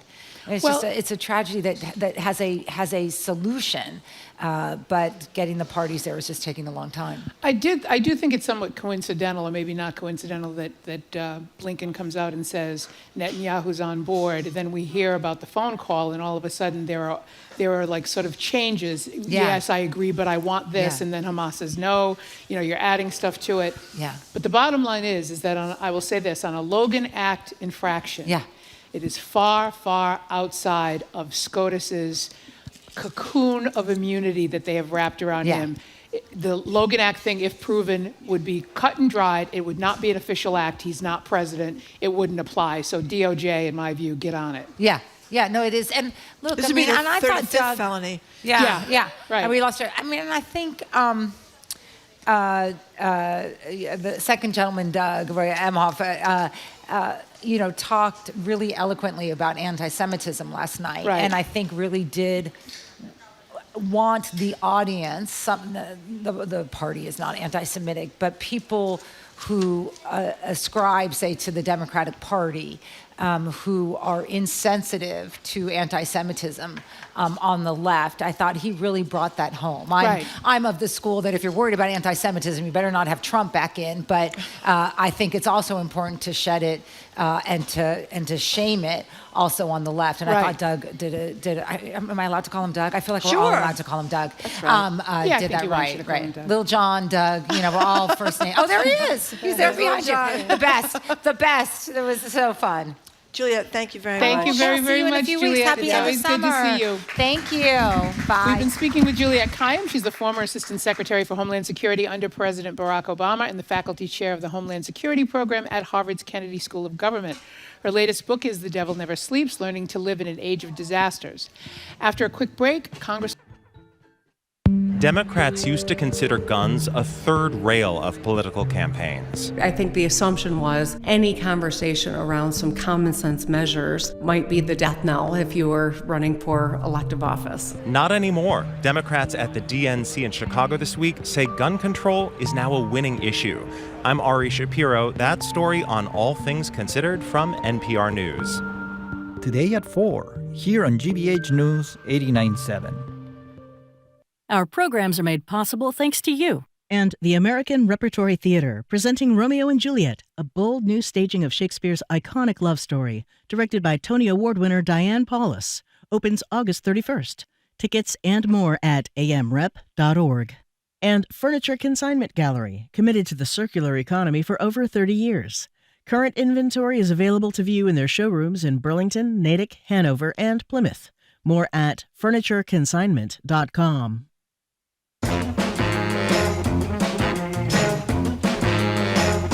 Welcome back to Boston Public Radio. We are broadcasting live from the Boston Public Library and streaming at youtube.com/GBH News. We were going to have the Congresswoman Ayanna Pressley at 12:30, but she's been delayed, so she's going to be with us, we think, closer to 1 o'clock instead. But right now, we're going to talk to two early learning professionals about $1.5 billion in child care investments from the state budget. Earlier this month, Governor Healy signed the 2025 fiscal year budget, which included this money, this $1.5 billion, what advocates are calling a milestone in child care reform. Joining us now at the library to talk about this achievement and what still needs to be done are Lauren Cook, CEO of Ellis Early Learning, an early childhood education provider in the South End, and Amy O'Leary, Executive Director of Strategies for Children, a statewide advocacy organization for early education. Amy and Lauren, thank you so much for joining us. Thanks for having us. Hello, ladies. So this has been long advocated for. People have been fighting for this for a really long time. Give us an overview of the highlights. What is some of the stuff, especially the stuff that's been fought for the longest, that is finally achieved in this bill?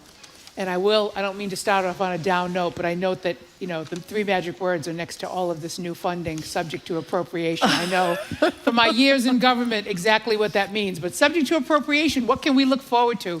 Let's start with Amy, and then go to Kate. First, thanks so much for having us and for covering this incredibly important issue. When you think back to the start of the legislative session 2 years ago, the Common Start Coalition worked to file a piece of legislation, which is, as you said, the result of decades-long campaigns, all advocates working together on this common vision for young children. And so the bill was filed, and what happened is a lot of that policy from those bills ended up in the budget, which is a very hard advocacy 101 message to deliver, because you hear a bill dies, how do we get out this policy? And so I think, one of the things I want to highlight is the commitment from Governor Healy, Lieutenant Governor Driscoll, and the legislature. I have been at Strategies now for 22 years. I started my career as an educator at Ellis Early Learning, so this is a full circle moment for me. And there have been many legislative proposals, and we have made progress. It was interesting to hear Juliet talk about COVID, because when you think back to March 2020, we had to recreate an early childhood system. So the lessons we learned through COVID, I would say the legislators and our leaders' willingness to understand, to do program visits, to talk to people who are running programs, to really understand what those policy decisions mean to children and families across the Commonwealth, that for me has resulted in much stronger policy, including some of the COVID relief dollars, $475 million that the state of Massachusetts has picked up the tab for. We are the only state in the country to do that. Other states kind of saw the federal funding come and go and did not take any state action. So as a leader in this country, I think we need to first acknowledge that.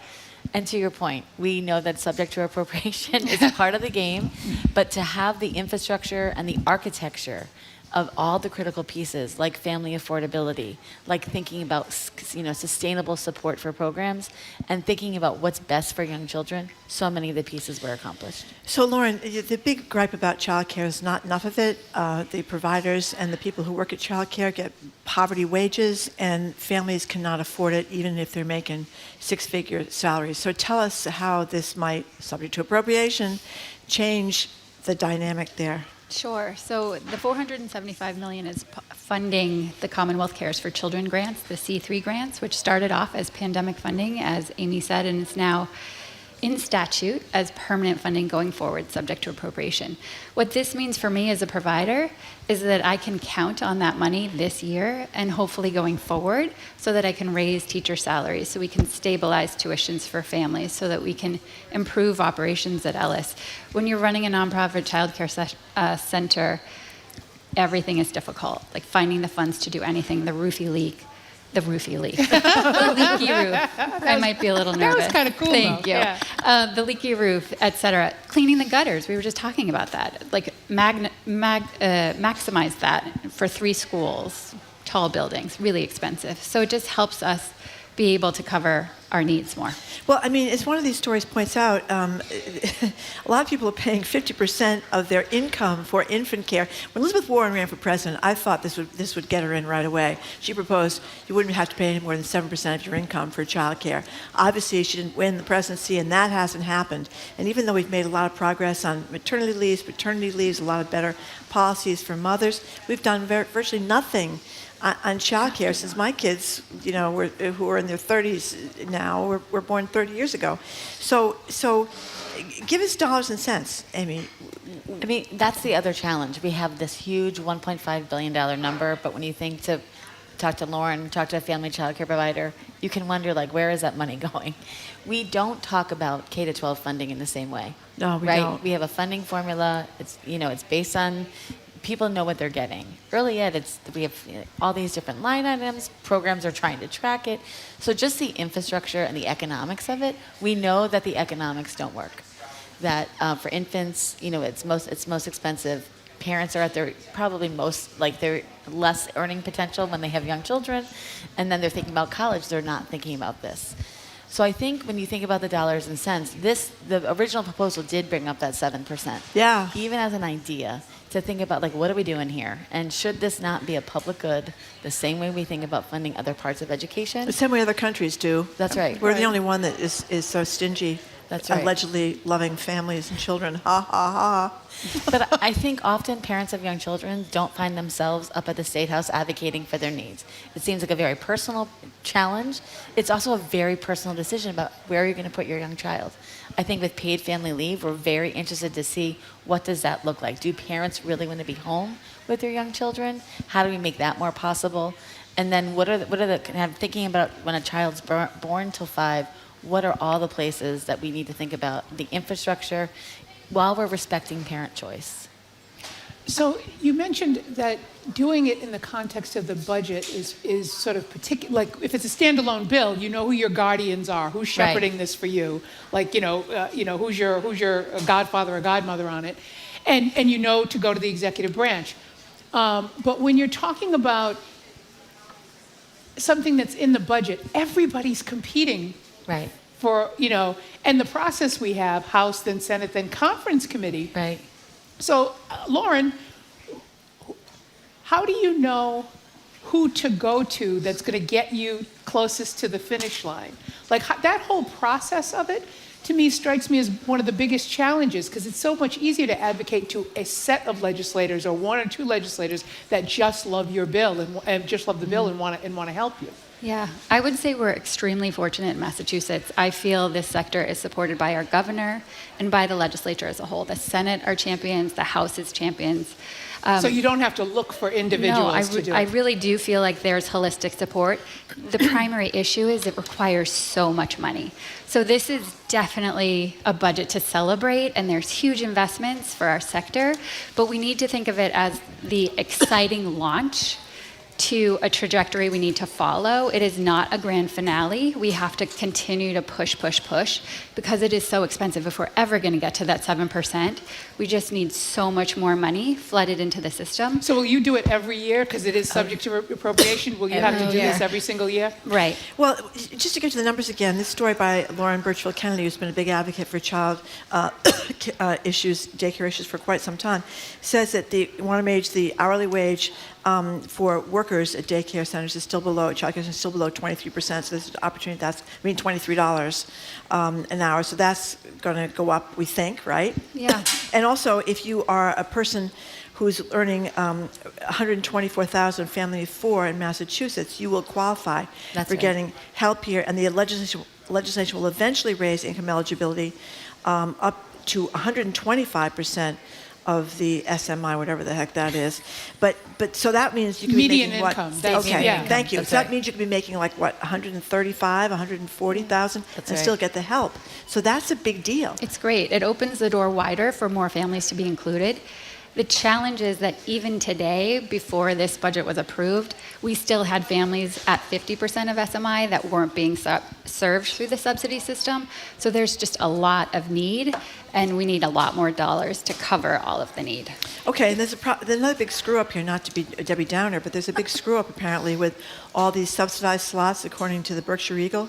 Daycare providers don't know what's going to happen because of the delay from the state, and the funding won't kick in until October 1st.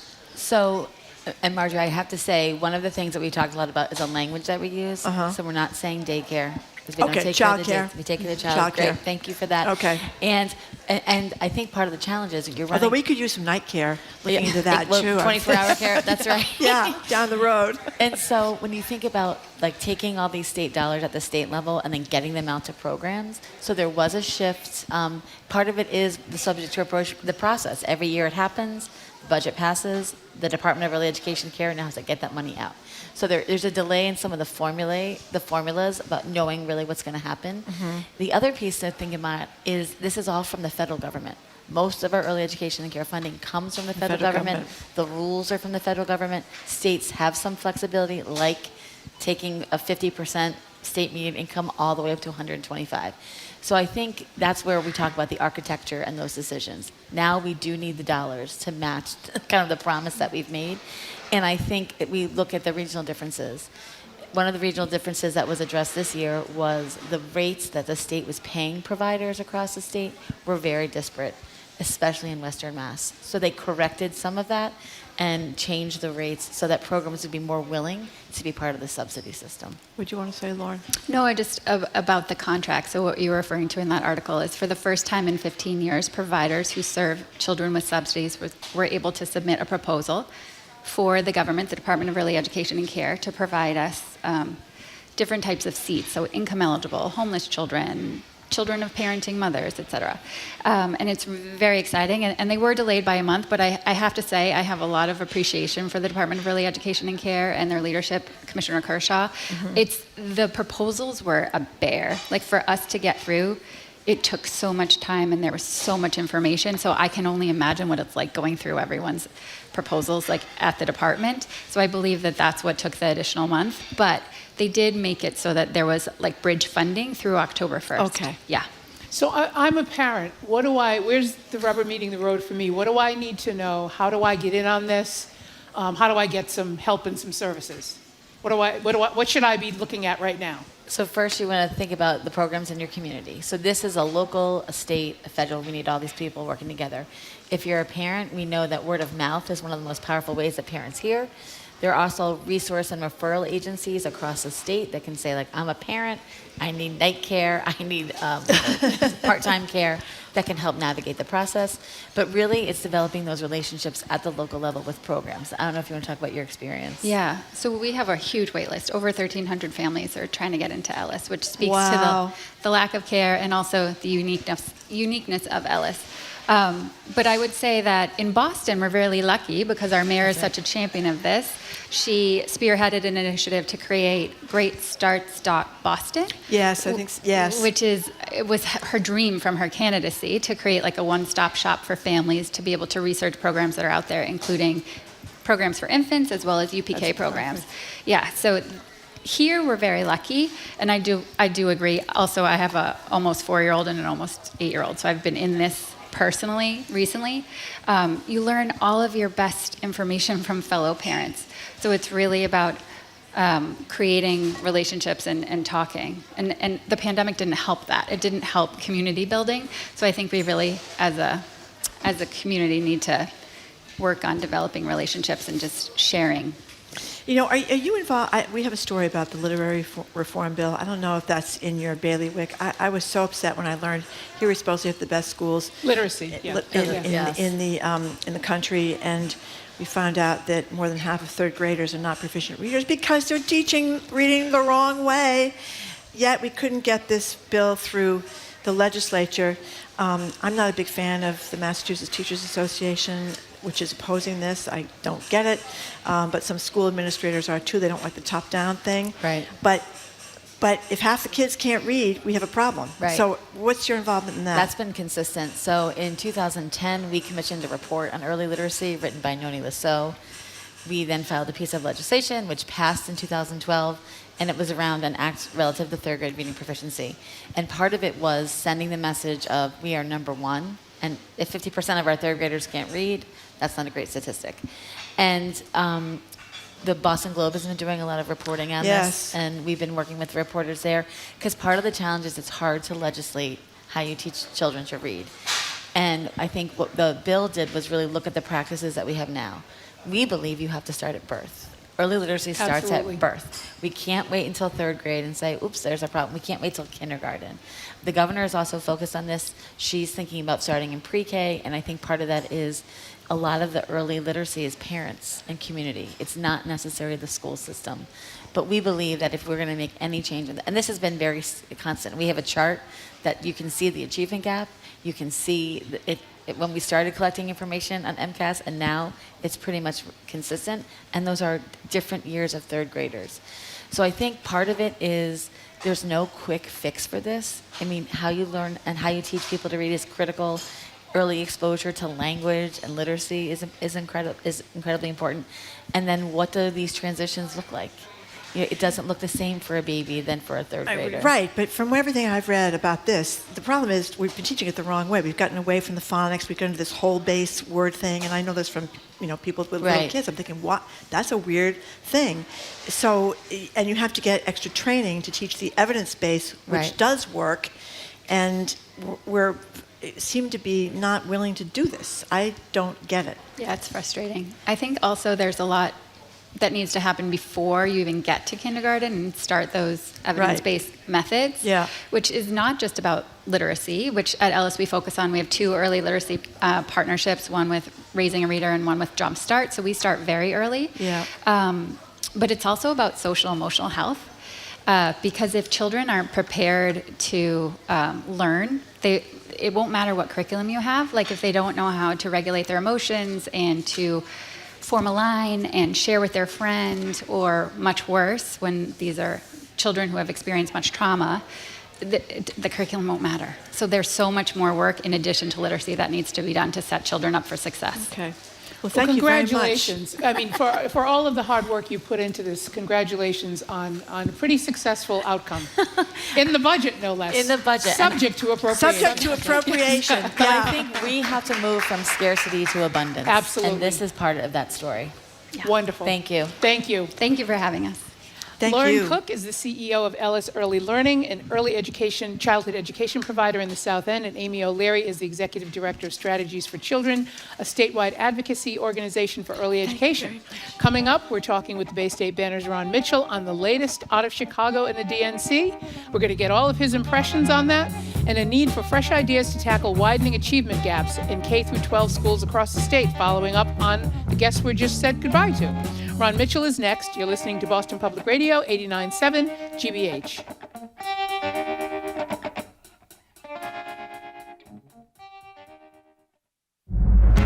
This week, Chicago is home for the 2024 Democratic National Convention, where Kamala Harris and Tim Walz will seek to carry their momentum forward as they declare their platform to the nation. I'm Mary Blake. Join me for NPR's live special coverage of the DNC. We'll hear the speeches from Democratic leaders and get inside analysis from reporters in the Windy City. Tune in tonight at 9 here on GBH 89.7. Support for our programs comes from you. And Mass General Cancer Center, dedicated to providing compassionate care and cancer specialists who are experienced in the cancer you have. When you hear the word cancer, their team is ready. Learn more at massgeneral.org/cancer. And M&M Skylights, offering a wide range of Velux skylight products, installation, and maintenance services to customers from Boston to Portland and surrounding areas. More information at mmskylights.com. I'm Boston Public Radio producer Aidan Connolly, and you're listening to 89.7 WGBH, HD1 Boston, online at gbhnews.org. GBH News with NPR, what matters to you.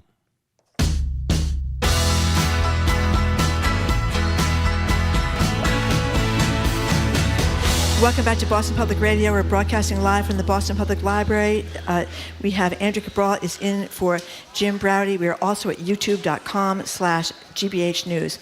We are joined right now, as we are every few weeks, with from the Bay State Banner owner and publisher Ron Mitchell. Hello, Ron Mitchell. Thank you very much for coming in. Hello, guys. Hello. Thank you for having me. Ron, before I get to your first question, we had a texter, Meg from Reading, asked us, does income from the Fair Share Amendment include funding for the early education, early childhood ed? And I just wanted to tell her yes. Some of that funding did come from the Fair Share Amendment, which, as people know, is the surtax on people making over $1 million. So I just wanted to answer one of our texters' questions before I got to you. But Ron, you have an op-ed in the Banner with your impressions on the DNC. So kind of, condense a bit, but share with us what your opinions have been thus far. I assume you've watched all nights. I have watched it all, and I had anticipated being there, but due to a lot of different moving parts recently, I was not able to go. So I'm sad to not be there, but it has been a spectacular presentation, I believe, by the Democrats. Do you want to tell me what you told me before we went on the air? Okay, I'll be candid. As a paper that traditionally serves the black and brown community, when the leading candidate was Joe Biden, it wasn't as imperative for us to be here. Now that we're on the threshold of the possibility, I don't jinx anything, but the possibility of America's first African-American / Asian president and first female president, it is a landmark day.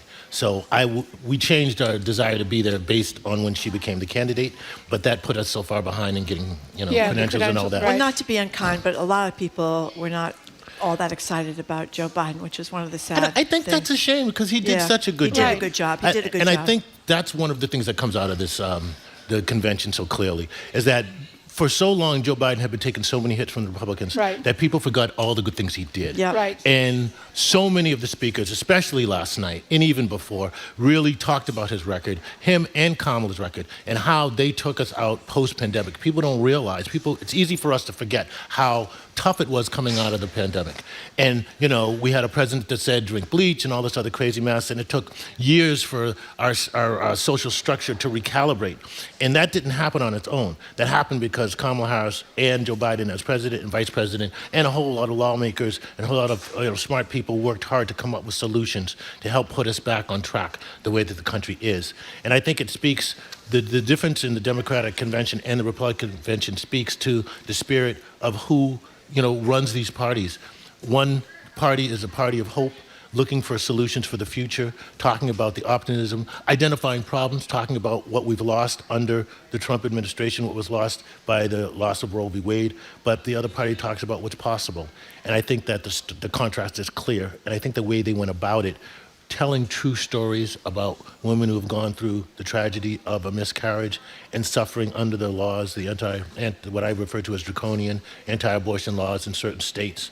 I mean, those stories were heart-wrenching. That stuck with me, to the core. So I think that people in our country really understand the choices that are in front of them. I hope they do.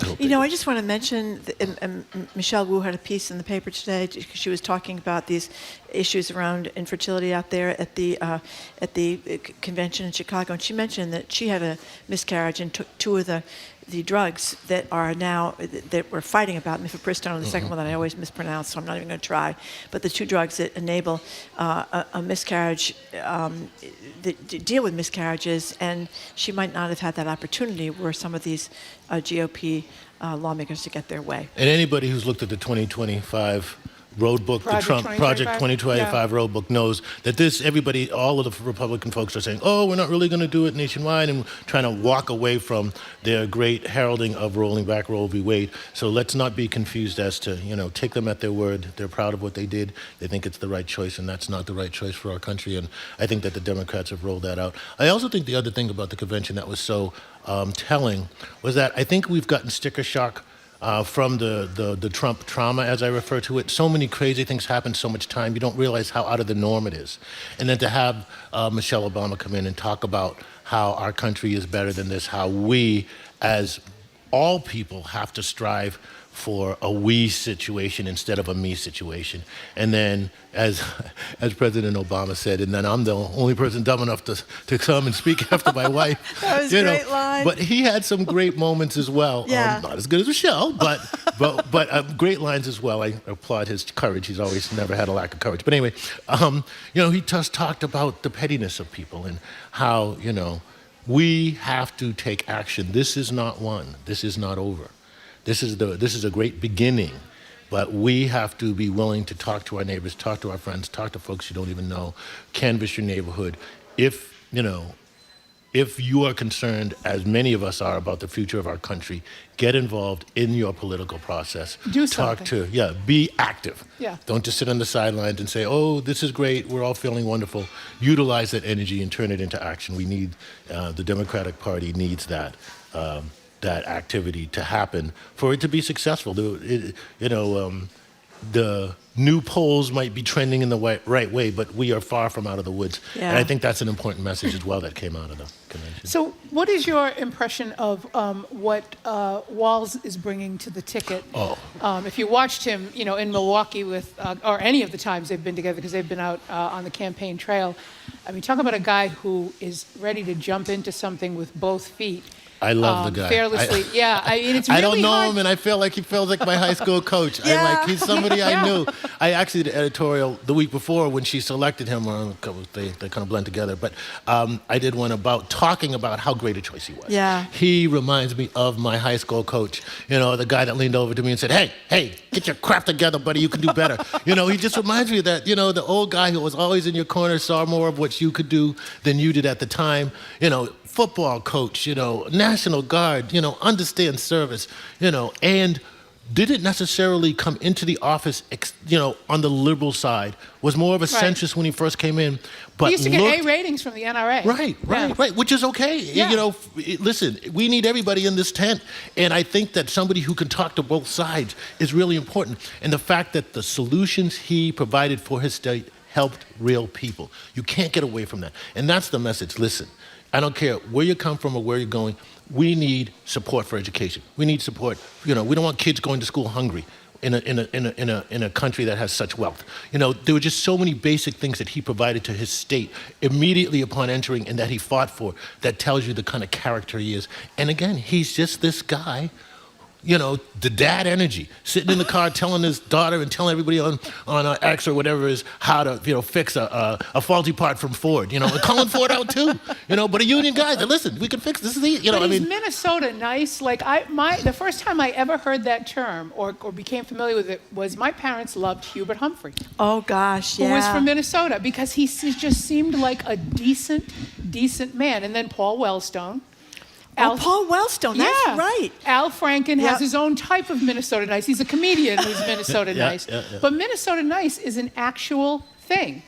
And Tim Walz is the latest incarnation of that. And I think there's enough of a history where people can look back and go, oh, that's right. There is a style of... There's a style, and people like it. I mean, Humphrey didn't win, but people like that style. Yeah, no, it's an amenable... I know there's that popular phrase, we can disagree, but you don't have to be disagreeable. Right, and and that's really what it is. And that kind of embodies... I don't know what the origin of that phrase is, but that Minnesota nice is a real thing. I think it was Martin Luther King, right? Can't we have to learn how to disagree without being disagreeable? Wasn't it Martin Luther King? I don't know who said it. I get always who said what. I'm sure we'll get an email. I'm sure we'll our text. We should get a text imminently. We're talking with Ron Mitchell, who owns and publishes the Bay State Banner. You got a couple of things going on. I don't know how you have more new things going on at the Bay State Banner. I don't know how you do all these things, Ron.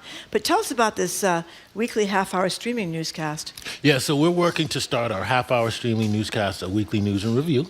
It's going to be on our website. It'll be popping up at the end of September. Just in time for the election. Just in time for the election, but that it's something that we've had in the works for a while.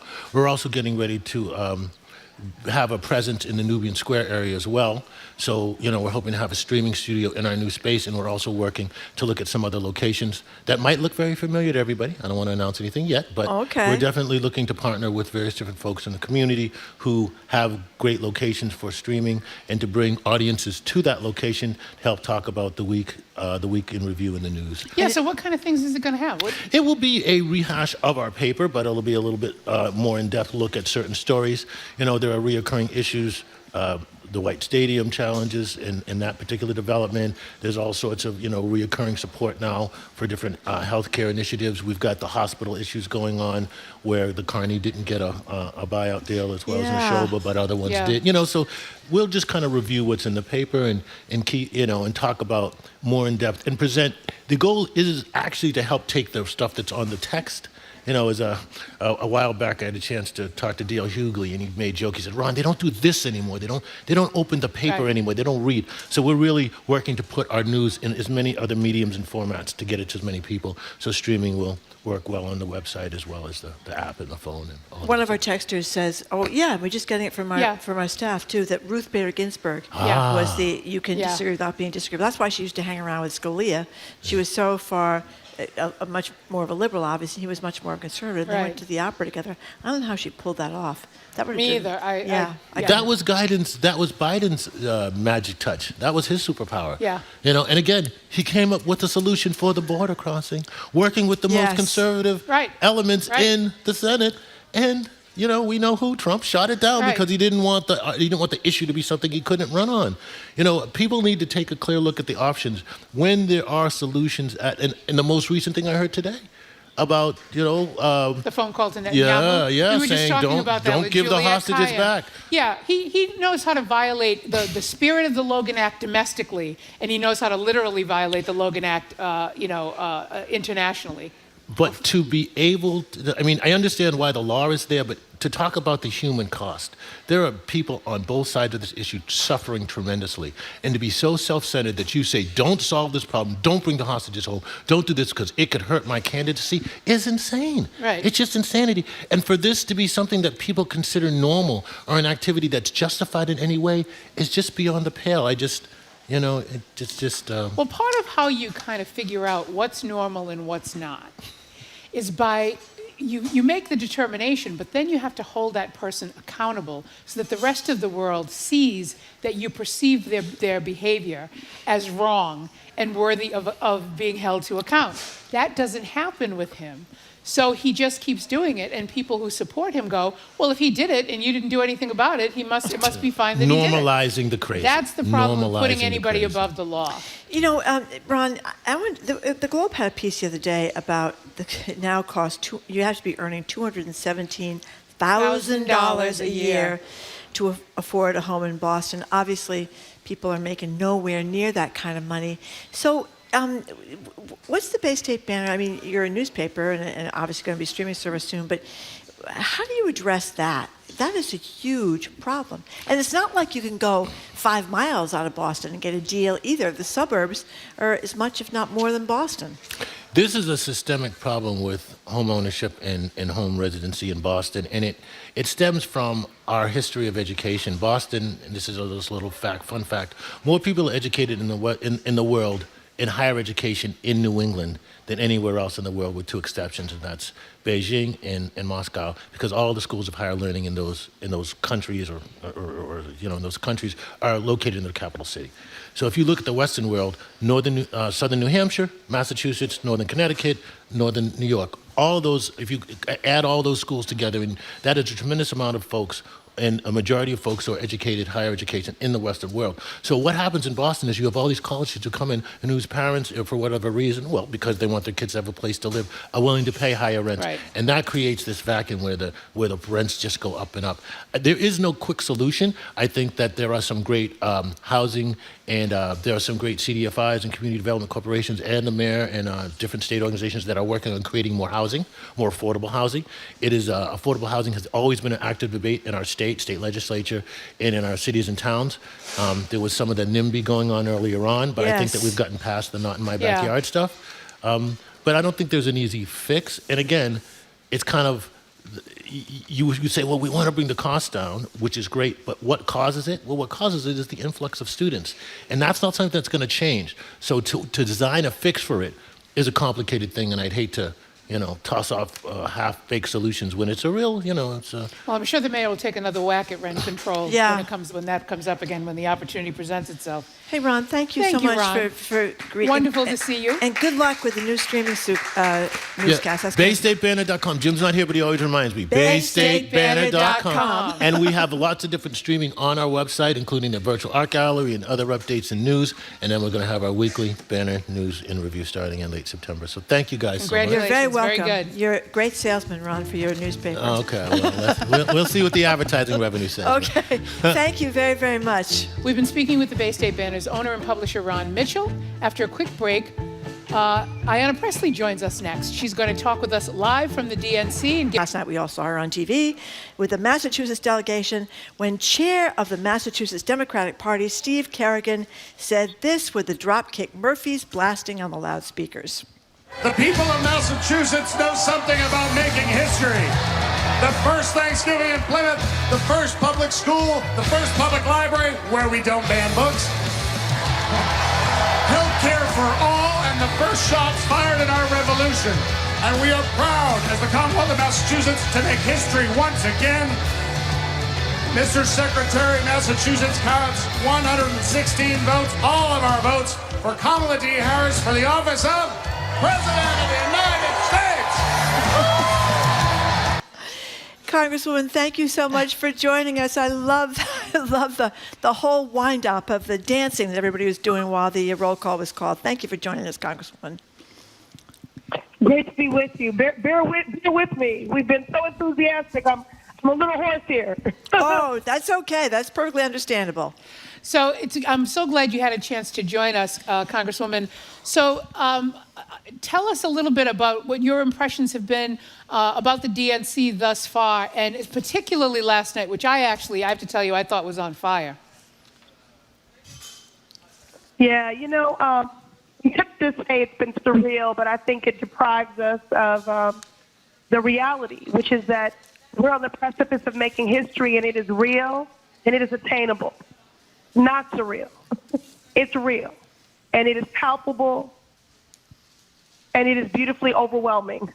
You could feel, even through the TV, you can sort of just feel the energy and how excited people are. But talk a little bit about, especially it was in the context of Michelle Obama's speech, because she was wonderful and fantastic and amazing as always, but she was very intentional and directed about the work that needs to be done. So talk about that a little bit, and how you think that's going to translate from the excitement felt in the room over the convention into the real work on the ground.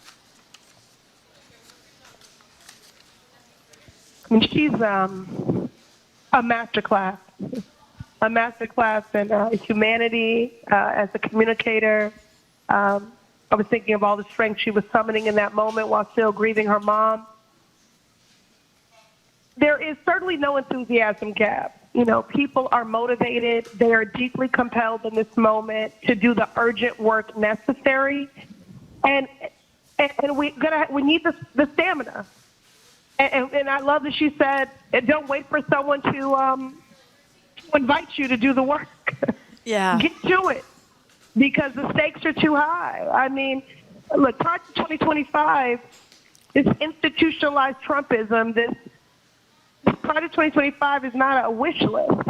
Everything that these MAGA extremists have proven is that they don't make threats, they make promises. They want to cause harm to everyone who calls this country home. They want to take us back, all the way back to Jim Crow and then some. And Kamala is about our freedoms and about the future. And also about our joy. I just want to lift that up. That has just been so palpable everywhere. And I think we are all entitled to some joy. Yes. My 5 years in Congress, we've had 2 impeachments, an insurrection, a global pandemic, a presidency. We are entitled to some joy, and people are ready to claim it.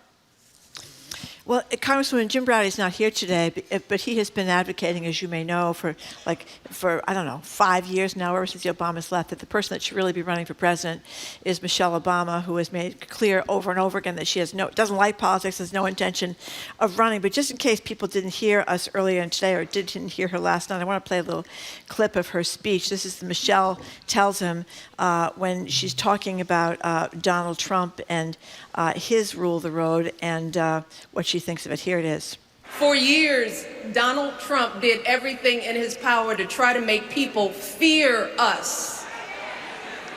See, his limited, narrow view of the world made him feel threatened by the existence of 2 hard-working, highly educated, successful people who happen to be black.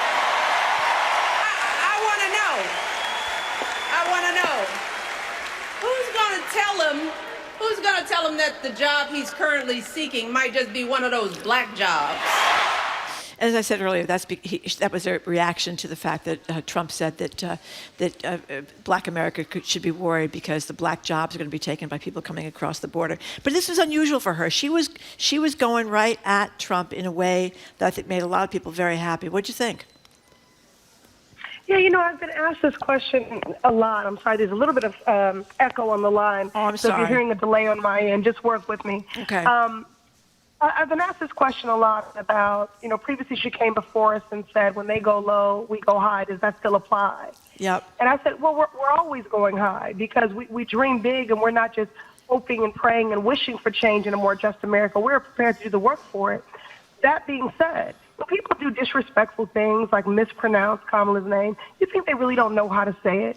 That's an intentional effort to marginalize, to malign, to minimize. It's an erasure of her heritage. And as you saw when people did that, we all raised our voices and called it out exactly for what it is.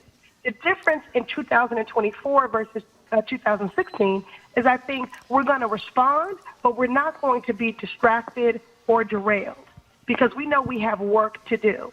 And all they have are racist, sexist tropes and misogynoir to traffic in because they don't have what we have, which is a vision for this country that includes everyone. The sense of the humanity and the dignity of every individual and every family and person who calls this country home. What we have is joy. What they have is revenge and retribution and hate and darkness, and they have governed with callousness and contempt for the American people. So all they have left are these predictable, tired old plays, which my sister Cabral and I know all too well. So this is a predictable play from an old handbook, but they're going to keep playing that one note because that's all they've got. Congresswoman, can you talk a little bit about the way that the younger demographic has been brought in to the party? I know that was a concern for some period of time, but sort of the 18 to 29-year-olds, I see it reflected in the convention itself. But talk a little bit about how necessary it is to show that you have a deep bench ready to, fill in the spots as they become, available and run for office. And how prominent is that in the thought of the Democratic Party right now? Yeah, I'll say three things about that. I mean, certainly, I'm in the middle of running for re-election. We care about these down ballot races because, one, we want to make sure that when we do our work of delivering Kamala Harris to the Oval Office, and we finally get to call her Madam President, she has to have a Democratic majority. Hakeem Jeffries has to have that gavel. We have to grow our numbers in the Senate so we can actually advance this agenda. We can't restore Roe. We can't restore voting rights. We can't pass George Floyd justice and policing. Or expand the court. That. So we are or expand the courts. And again, the difference between 2016 and 2024 is that when Hillary spoke about the Supreme Court, it was an abstraction for people. They didn't get it. Now we lived in real time a weaponized Supreme Court, so they are motivated. And when I am with people, young people, when I was in Pennsylvania on the ground with 18 to 35-year-olds, they get it. They are meeting the moment. And there was an enthusiasm gap there previously. It no longer exists. The sort of things, the ways in which they were describing Kamala in this moment, they said, I just feel so proud to be a part of something important. I feel so motivated. I feel hopeful. I feel joyful. And you have to understand, this is the generation that has lived with, COVID and school shootings and a climate, many reasons to be operating from a deficit of hope and even a lack of trust with their government. And so in this moment, the fact that they believe that there is an opportunity and that they are feeling hopeful, I think we're going to see many more of them not only engaged in the political process as voters and as organizers, but maybe as candidates. And the other thing I'm excited about and something that we're doing is there's a lot of focus on those that are turning 18 this year and will be voting for the first time. So there's a lot of concerted effort on getting those young people registered.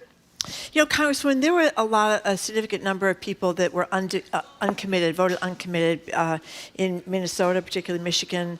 There were some of it in Massachusetts, too, because they were upset with the way President Biden had been handling the Israel-Gaza war.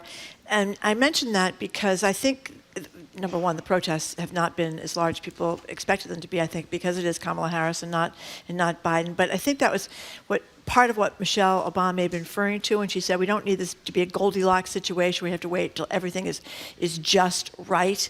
Because obviously if Trump were to win, I think that things would be far worse for people in Gaza than they are right now. So what about that we can really, there are some things we may disagree on. Sometimes people are very much, you got to check off every box or we're not going to join you. You know what I mean? Well, we can't, the great Stacey Abrams said it best. We don't elect saviors. Yeah. We elect partners. And part of partnership is accountability. I was proud to work hard to deliver the Biden-Harris administration, to elect them as a part of an intergenerational, multiracial coalition of folks, issues-based advocacy and activism from the climate crisis to student debt cancellation to criminal legal reform. And now a global movement for peace. And there's nothing controversial about being pro-humanity or pro-peace or pro-diplomacy. History has proven many times over that is how we advance peace. That is how we save lives. And so it is essential in this moment that we have a ceasefire in order to return the hostages home, to prevent the loss of innocent life. That being said, right at 2025, institutionalized Trumpism, written by Trump friends for a Trump White House to advance Trump's agenda. I mean, again, this is a dark landscape, a nation of forced birth, of massive deportations and incarceration, a nation with a dismantled federal government and democracy as we know it. None of the things that people want to see happen can happen if we don't have a democracy. So this is a binary choice. Kamala Harris and Tim Walz are about our freedoms. They are about our future. And I do believe that they are about peace. We are a big tent party. There's room for everyone in this. And again, I count myself as someone who is a part of that movement. We have to get Kamala Harris elected because the other option is no democracy. And without a democracy, we can't do any of this other work. And then once she's there, we push. I mean, I pushed the Biden-Harris administration on student debt cancellation, and now that's an issue that they claim is one of their victories, given the transformative impact that it's had on millions of borrowers. And we're still not finished. An issue like court reform and expansion, that's another example of an issue that people saw as a marginal movement and progressive and out of reach. But now that people have experienced a weaponized Supreme Court, whether you're talking about the Dobbs decision and overturning a Roe or overturning 50 years of precedents on affirmative action and higher ed, or whether you're talking about presidential immunity, whether you're talking about the Minority Business Development Agency ruling there, which in fact affects our access to capital for our minority small businesses. People have experienced a weaponized Supreme Court, and now court reform and expansion, a binding code of ethics, term limits, an expanded court, investigations into impropriety. I mean, the same people that bankrolled prior to 2025 are the same mega donors trying to influence Mr. Thomas and Alito. All of these things have been mainstreamed and are now a part of the public discourse. But they were things at one point that were there was an attempt to marginalize them. So I think that speaks to the power of pressure. It speaks to the power of movement. But it also speaks to when you have an administration that actively listens, that is empathetic, that they will respond.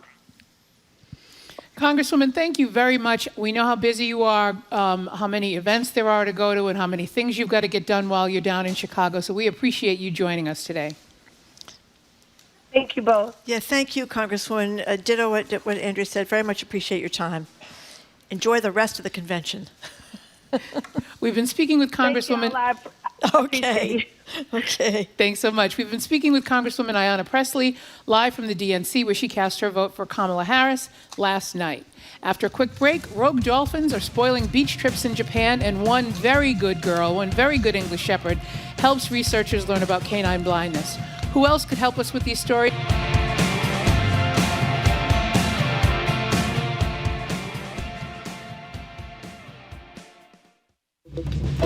I'm Craig Lamolt, in for Arun Roth.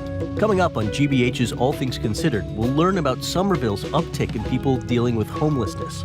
Politics reporter Adam Riley will join us from Chicago for the latest on happenings with Massachusetts' delegation to the DNC. Plus, I'll speak with the head of the Boston Public Health Commission, Dr. Bisola Ojikudu, about the city's disparities when it comes to life expectancy. Those stories and all the day's news starting at 4 on GBH's All Things Considered. Support for GBH comes from you. And the Boston Speakers Series, announcing its upcoming season at Symphony Hall for 7 evenings, including Andrew Lloyd Webber, Liz Cheney, former NATO Commander Admiral James Stavridis, and Supreme Court Correspondent Nina Totenberg. BostonSpeakers.org. And Comcast, offering Xfinity Internet, designed to provide a connection for home networks so everyone can be online at once, even during peak hours. More information at Xfinity.com.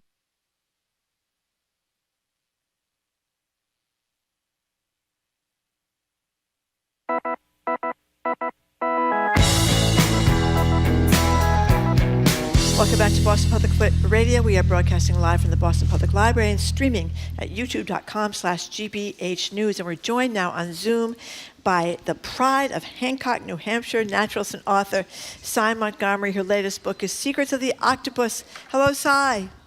Hello, Marjorie. I'm so glad to hear your voice. Thank you. We're here with Andrea Cabral today because Jim is slithering somewhere we don't know where.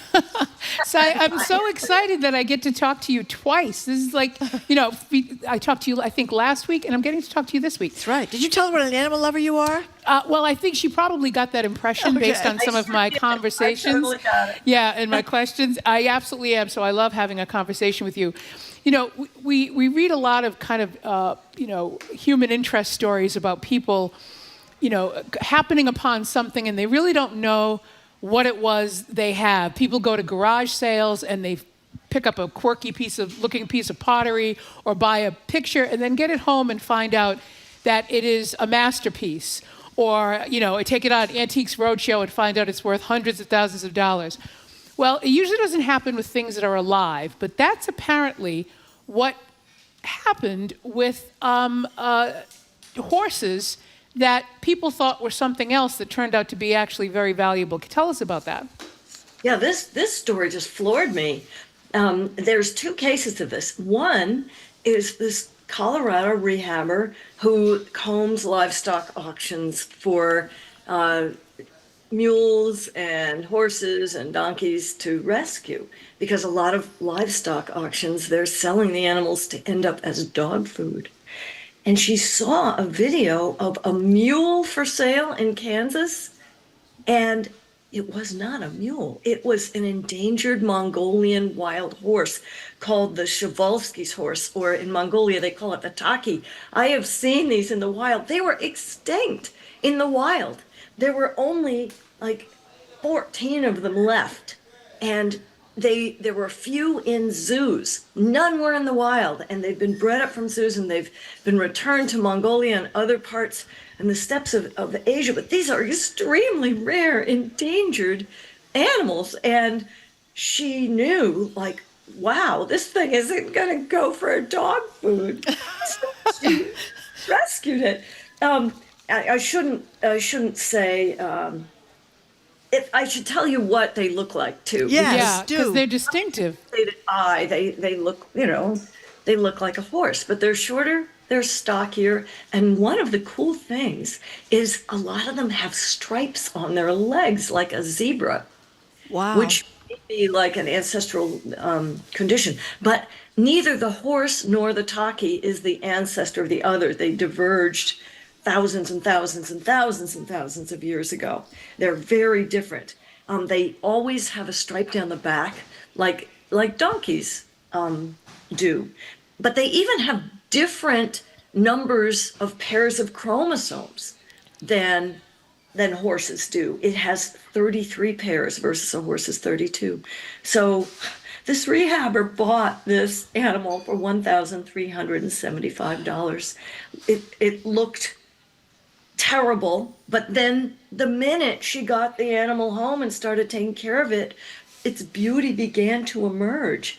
And at first, they called him Shrek because he looked like a monster. But the other thing that then happened was this other rancher found a video that was posted in June of someone who was surrendered to a sanctuary in Utah. And they thought they had a taki, Mongolian wild horse, and they did. Which, I mean, the most amazing thing is that two of these appeared, and from where? No one has any idea. They weren't like kidnapped from a zoo. It's not like, sometimes people let their pet alligator loose in, some lake in Vermont. This, no one knows where these Przewalski's horses came from. And there's only about 100 of them in zoos around the world. Can I ask you, are these horses descended from, Attila the Hun horses, like Mongolian horses, that the wild horses they tamed and actually rode when they were pillaging various, villages and towns? The horse, I know what you're talking about because those horses do tend to be stockier. Yeah. And small. but they're not. These are very hard to tame and train. In fact, I think Shrek and Fiona have been with their owners for their new owners for numbers of months and are hesitant to even take food from their hands. They're really hard to train, which is similar to zebras. Zebras are very hard to train, and a lot of people have said, that this is why armies in Africa did not work like armies in Europe, because European armies had trainable equids. Yeah. And even zookeepers are pretty afraid of their zebras, because the stallions will fight each other real bad. And one of the things they aim for, and I'm sure Jim would be interested in this, is that they'll bite each other's testicles off. And zookeepers are very careful that this does not happen to them. Can imagine. Okay, so on that note, let's move on to tell us about this dog that went blind and how it ended up helping other dogs escape the same fate. Oh, this is such a sweet story. This dog actually was related to Thurber, who you've met, and whose nose is right into the picture here. Oh my goodness, there's Thurber. Oh, really? Hi, Thurber. She's got her little dog with her. Yeah, I was surprised to see that they were related, actually. This is an English Shepherd, and her name was Shona. She's now 9 years old, and her job was a search and rescue dog looking for people lost in the mountains of England's Central Peak Mountains. And she was terrific at this. And then she turned 4, and all of a sudden her owner noticed, she really seems to like bright yellow balls more than any of the other balls. And then one day she was on a rescue at night and fell into a ditch. And then realized that there was something wrong. She had to go to a canine ophthalmologist, and she was diagnosed with progressive retinal atrophy. And her DNA from a cheek swab went to the Canine Genetics Center at University of Cambridge. And thanks to her DNA and those from others, they pinpointed the exact mutation that caused that blindness.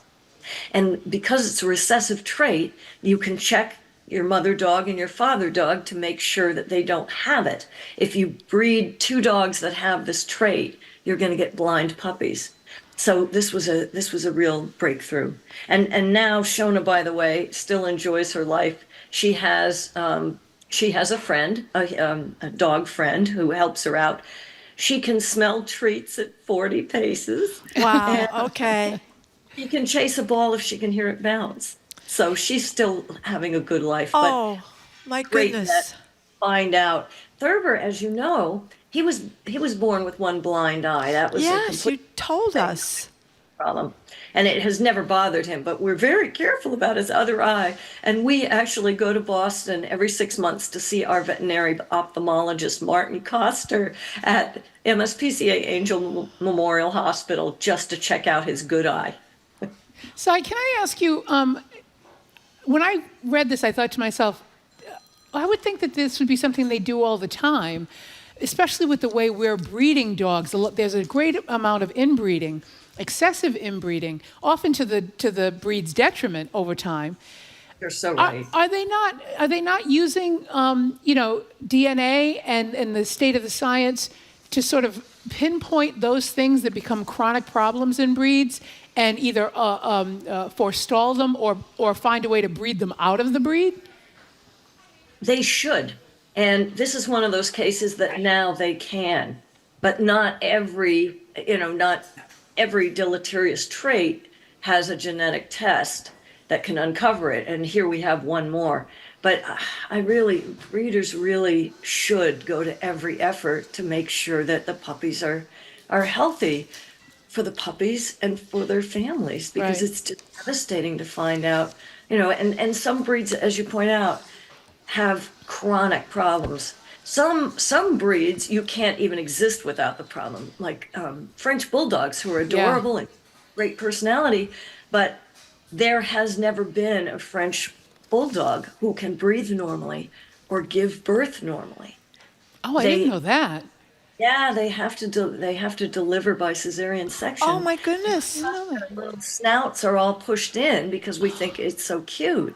They have a lot of trouble breathing.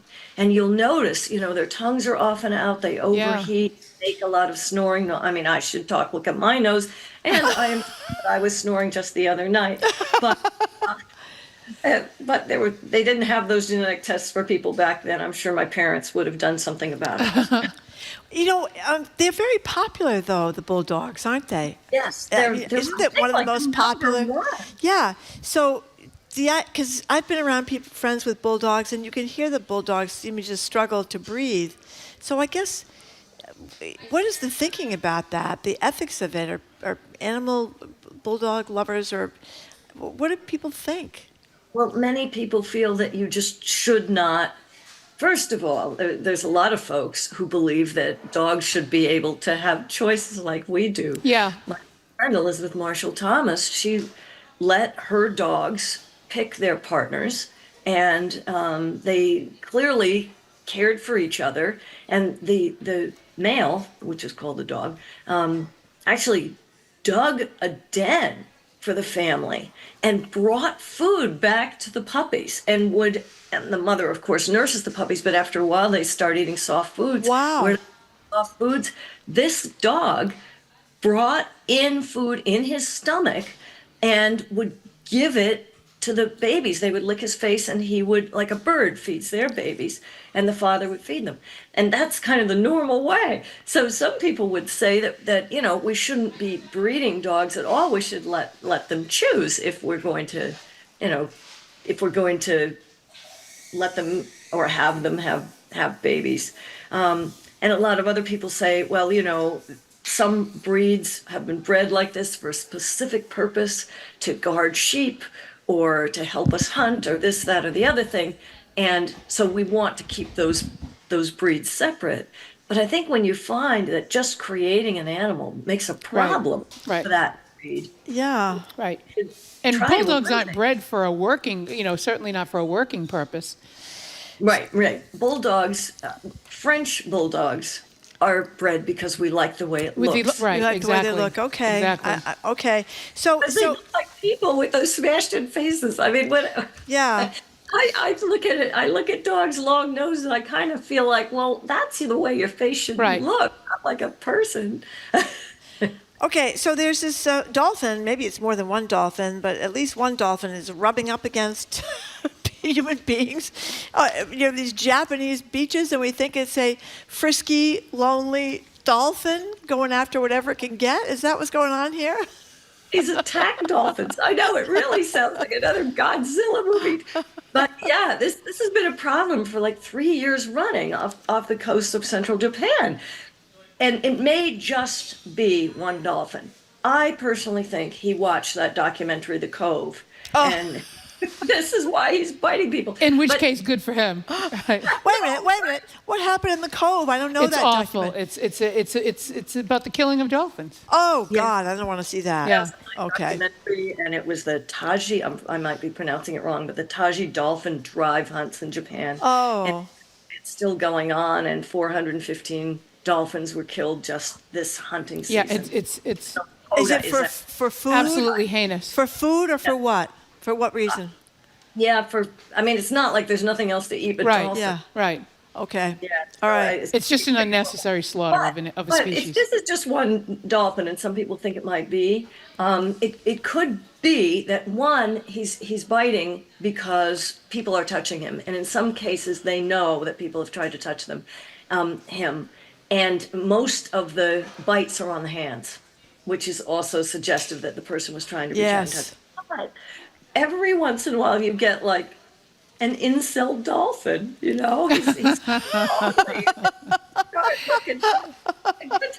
and because they don't have any hands, dolphin sex is kind of rapey. And really? They kind of launch themselves on top of the partner. And if you're a human and you need to breathe air, that can be really alarming. So it could be that, just a horny incel dolphin. Generally dolphins are great, and they've saved people from drowning. They've saved people from being attacked by sharks. They have saved other cetaceans, other whales from attack. They're generally very nice, but every once in a while you get like a Genghis Khan dolphin. He might be a dolphin, or he could just be a sex pest, just like we have. There was another one. Did you read about the one in that French town named Zayf? No. Yeah, this was a few years ago. This little town had this dolphin who delighted swimmers, and he'd let you grab onto his fin, and he was very friendly. But then he started rubbing up, and they knew what sex he was, because normally you just keep that hidden in your little slit and you can't tell. But this was definitely a male, and he'd also molest kayaks, which was alarming. He had one special woman friend one day that he just wasn't going to let her out of the water. Oh, that's I didn't realize where that happened. I did read a story about a woman that literally was being kidnapped by a dolphin. Yeah. What happened? Finish the story. Oh, well, I think we've all kind of been on dates like this when I go to the bathroom and climb out the window. But she needed to leave, so she was getting all pruny, and eventually a boat came and rescued her. Okay, so someone saw this going on, and she was struggling in the water. She was swimming? Is this what was going on with this woman? She was swimming, and I think she was enjoying Zephyrs' company, and he was enjoying hers, and then it just kind of went in a different. She wasn't thinking of him that way. But he was, and this happened. John Lilly, who did the dolphin studies, he was a big LSD proponent and a psychoanalyst. Yes, but you're never going to believe how I know this. I know this because it was the story of John Lilly was featured on a show on Comedy Central called Drunk History, where the people tell the history, this entire Lilly story, history about all kinds of things, but they're completely drunk while they're doing it. It's one of my favorite shows, but that's how I know the John Lilly. Yeah, I recommend Drunk History to anybody. It's it's a great show. Yeah. Well, anyway, John Lilly, he was trying to develop a language that we could use. They could tell us how they felt. And one way he did this was he would have assistants who would live with the captive dolphins. They basically lived in a swimming pool and slept on a platform. And the dolphins would fall in love with the women, and this kind of thing. Oh, my gosh. Yeah. Yeah. There wasn't a lot written about it at the time. That has since come out. Yeah, they're pretty social. I mean, they adapt. Yeah, I guess so. Love the one you're with, even if it's a human. Right? As long as they ask permission first, You're right. What about consent? Exactly.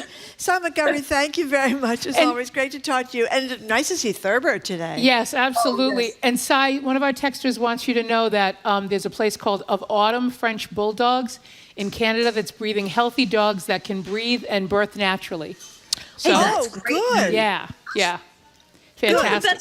The best people listen to this show. Yeah. That's right. I'm really happy to know that because I love French Bulldogs. They're wonderful, wonderful pets. Thank you, Sy. It's always great to talk to you. Thanks, Sy. Talk soon. Bye. We've been speaking with naturalist and author Sy Montgomery. Her latest book is Secrets of the Octopus. After a quick break, we're opening up the phone and text lines to talk about the high highs and the low lows of all-you-can-eat restaurant deals after a woman in Indiana was arrested for causing a scene at a local Applebee's, daring to share some apps. Call or text at 877-301-8970. What food deals are worth jail time to you? I'm Jared Bowen. Coming up on The Culture Show, in the 1970s, Jack Luder's Booth went to MCI Framingham, the women's prison, to teach the incarcerated photography. He transformed a vacant wing of the prison, building dark rooms and a community. During his nearly 10 years there, he collaborated with the women who lived in the prison, teaching technique, learning their stories, and making a series of color Polaroid images. A selection of those portraits comprise his new photo book. That and more on The Culture Show today at 2 on 89.7 GBH.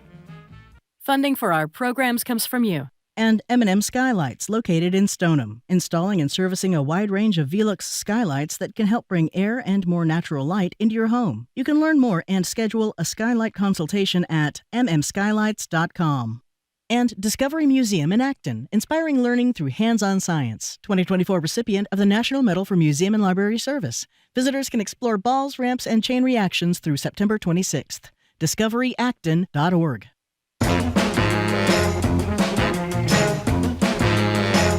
Welcome back to Boston Public Radio. Andrew Cabral is in with Jim Browdy. Until the end of the show, I'm in with you. Jim Browdy's not here. Oh, did I say that?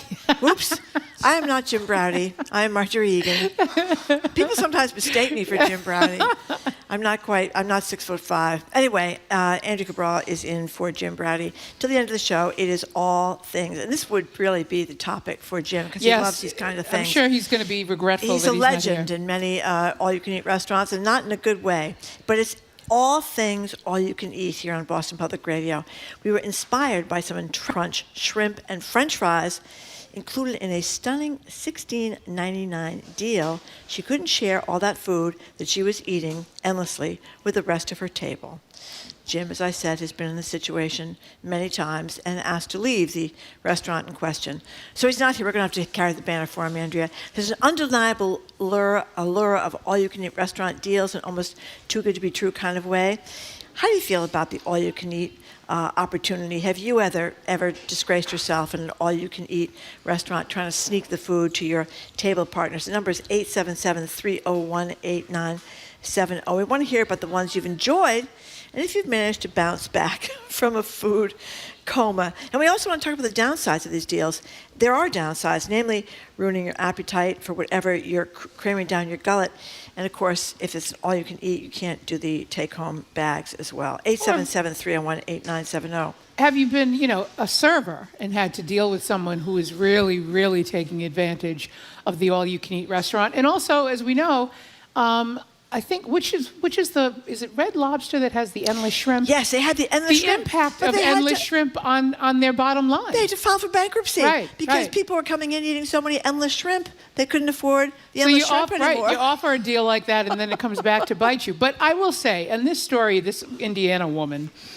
Give us the details. To the people in Indiana, I guess she's a local woman. Yeah. She's 28 years old. She's dining with a group of friends, and this is in Portage, Indiana. So they have an all-you-can-eat deal. It's $15.99. It's posted when you walk into Applebee's. It says all-you-can-eat $15.99 per person. She thinks that she can pay $15.99, keep going back to the bar and ordering more, and then feeding the 4 people that she's with. So the restaurant takes obvious exception to this. She gets into this argument with the restaurant manager. She starts screaming at this person. The police are called. She's warned that she's creating a disturbance and could be arrested for a disorderly person. The officer shows up, sees that it clearly says $15.99 per person. She will not stop. Her friends are now at this point putting their hands over her mouth to quiet her down because it's clear that her arrest is imminent. She will not stop screaming at the cops or the restaurant employees. So ultimately, she ends up getting arrested and charged with a misdemeanor. Her friend, at least she has one friend who's mortified by it, who wasn't mortified by eating food that she wasn't going to pay for at the time, but was mortified by her friend's behavior, who ends up ultimately paying the bill for all of them, I guess, to avoid any kind of further police interaction.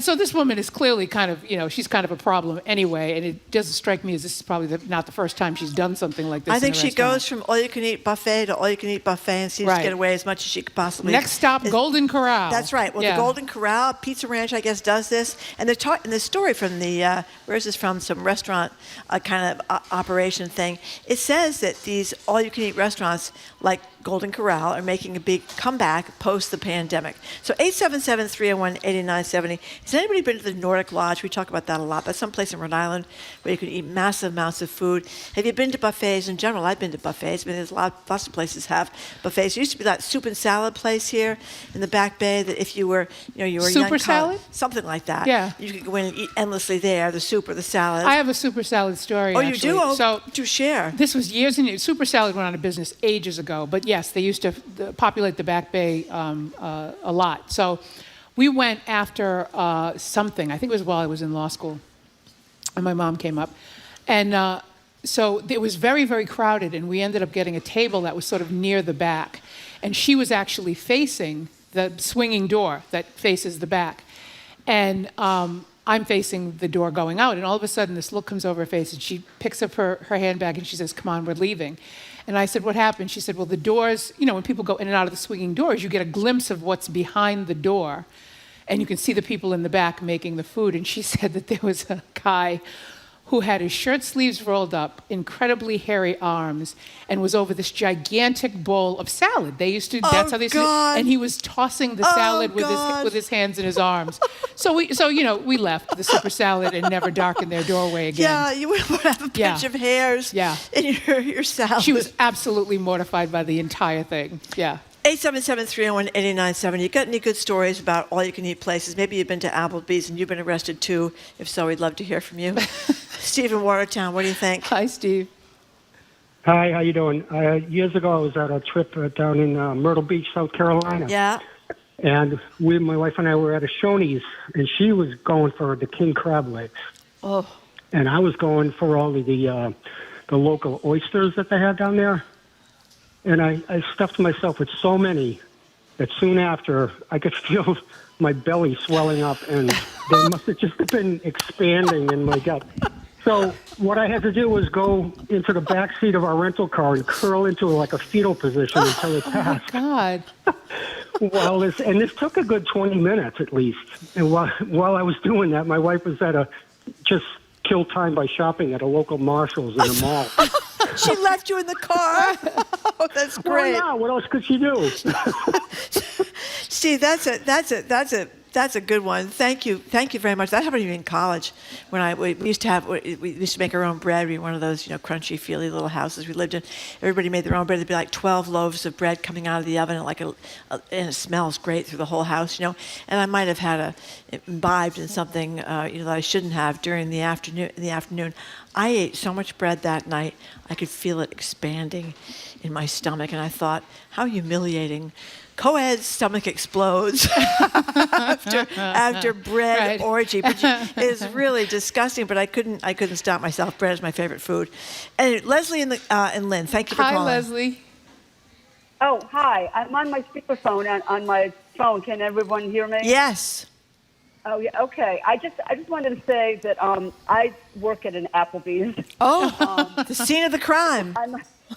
I'm a bartender there, and yeah, the all you can eat, it can definitely be a difficult problem because you do have people, not most of them, but there are some people that definitely think that they can come in and just do the whole thing for the table. So they're paying the $15.99 for 4 people or 3 people.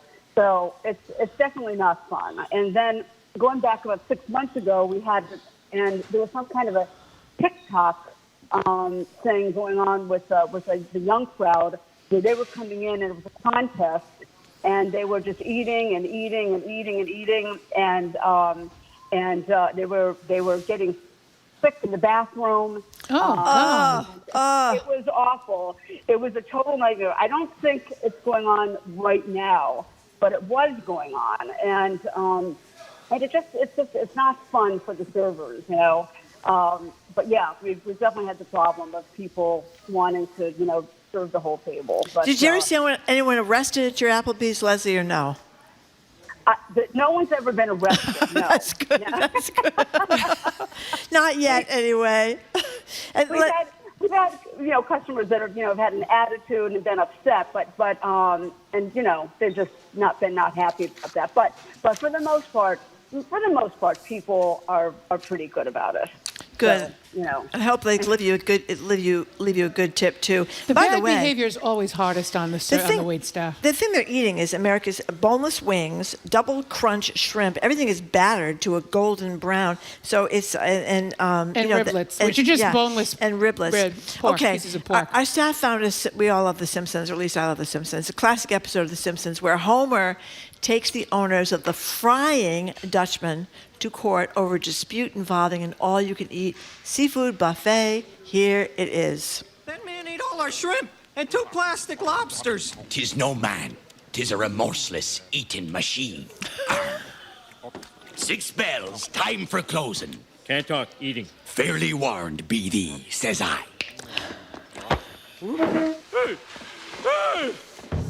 All you can eat. Mr. Simpson, this is the most blatant case of fraudulent advertising since my suit against the film The Never-Ending Story. So, you think I have a case? Homer, I don't use the word hero very often, but you are the greatest hero in American history. I love that show. Do you ever used to watch that show? I think it's still on. Isn't it still on? Oh, yeah. The Simpsons is never going to not be on. Somebody wants me to ask you, Andrea, about Rhode Island, Olneyville, New York system, how they prepare wieners on their hairy arms. Do you know about that? So we talk about Rhode Island foods all the time that are just particular to Rhode Island. It's, clam cakes and Dell's lemonade and, coffee milk, all that stuff. One of the other things we have is it's called the New York system. But heart wieners is a real big thing in Rhode Island. I think they have them elsewhere, but it's definitely a thing. And yeah, the guys that work there tend to be these kind of burly guys with these big hairy arms, and they're preparing your heart wiener, and it is a kind of a hairy thing to watch. Your best bet is to order it and then not watch how it's prepared and then go in and eat it. Okay. Do you ever go to these all-you-can-eat things they have on the 4th of July? They used to have them over in East Boston. Crazy Legs Conti, that guy, and all these other people, the Black Widow, would show up and they'd shove all these hot dogs or pizza or, in their mouths. It was really disgusting because it'd be like really hot and you'd be really humid and everybody's sweating and then they're shoving all this food in their mouth. And they all wet the buns so that when they wet the hamburger buns to make them apparently easier to eat, and they'll eat like 75 hamburgers. It's really not like disgusting. Just an eating contest versus an all-you-can-eat? It's an eating contest. Oh, okay. Yes, an eating contest with people that that are really doing a number, I would say, on their bodies. 877-301-8970. Dave from Nashua, thank you for calling. Hi, Dave. Hi. Hey, how's it going? I'd just like to say I like the show, and I got a quick story about working at Friendly's. Oh, great. Do tell. Yay, Friendly's. I was 16 years old, first job, and a lady used to come in. We over at Friendly's used to be able to get an iced tea, and it was unlimited refills. And she would come in, she'd sit down, order an iced tea and nothing else, and she would drink and drink and drink. Get, 2, 3, 4, maybe 5 of them. And then she would go to the bathroom. And, of course, we don't know exactly what happens in there. But oh, no. Then she would leave, and one unlucky person would have to go in after and clean up after her. Oh, God. Wow. And, yeah. And, unfortunately, I was the low man on the totem pole. So I was generally the person I had to go in after. Oh, Dave, I'm so sorry. Dave, that smacks of sort of a passive. She's doing this regularly. Yeah, that's a weird thing. Passive aggressive. I think she had a problem with Friendly's. Hey, Dave, are there still some Friendly's around? Because I used to love the big beef cheeseburger special and the vanilla fribble to go with it. That was my go-to when I was a kid. I think there's still some Friendly's around. I think the ones around here, anyways, they've kind of like changed to more like a fast food. They were a little fast food, anyways. Yeah. But it seems like they have like drive-throughs and stuff. I haven't been really lately, but I used to love the. I used to love the grilled cheeses over there. And grilled cheeses was also, very good. They had a lot of good stuff, and then they kind of started disappearing. Well, Dave, I'm sorry for that traumatic. I know, that's awful. A traumatic experience of your youth. That's really terrible. So one of our texters says, one summer during college, I worked at the former Anthony's Pier 4 in Boston. The guy in the kitchen that stood at the very large, there was a guy in the kitchen who stood in front of a very large bowl of Caesar salad. He mixed the salad and served up bowls for servers to take. He wore no gloves and was always picking his nose. I never ate that salad. And they have a sort of eye-rolling emoji. Yeah. Well, it's funny what the customers never know about some of that stuff. Well, a lot of the customers never knew about a lot of this. If I worked as we used to say waitress then, wait staff now, for many years, and the people on the line, the line chefs would give you a terrible time. And I remember you didn't want to give them a terrible time because they would take it out on you and your food. And I remember they had a beef bruschetta was one of the Red Coach Grills. They're out of business now. Oh, Red Coach! Yeah, I remember their jingle, actually. Yeah, I was at Red Coach Grill for years. And the beef bruschetta, however you say it, it's white rice, and then there'd be the string of food, the meat. And what this guy at the end, the saute chef, as we was called, if he didn't like you and you were giving him a hard time or any kind of dispute, he would smoke cigars in the kitchen and he'd flick his ashes on the beef bruschetta. So then you had a choice. Were you going to serve it with the ash on it and hope the person didn't notice, or are you going to try to give the sous chef a hard time and say, I'm not going to take that out? And I hate to admit the number of times I actually served the bruschetta with the ash mixed in with the gravy. That is disgusting. Do we have time for Caesar from Rhode Island? Hi, Caesar. We only got a couple of minutes. Hey, Okay. how you doing, Marjorie? Okay, thanks for calling. Yeah, first-time caller, long-time listener. Love you and Jim. Oh, thank you very much. All right. So in defense of my great little stay here in Rhode Island, New York system, when we were kids, for sure, you were definitely eating a armpit hot dog. But now they wear what I call like an arm condom. Oh, like a sheath on the arm? Whole arm. Yeah. I don't know what it is. It's like a huge glove. They just slide their arm right in it and put like 20 hot dogs there. So. Thank you, Caesar. Hey, that's a good one. Nicole, or a staffer, says, at one time in college, my friends and I wanted to find the cheapest all-you-can-eat place since we were hungry. We were in Florida. It was $8 a person. We all got sick afterwards.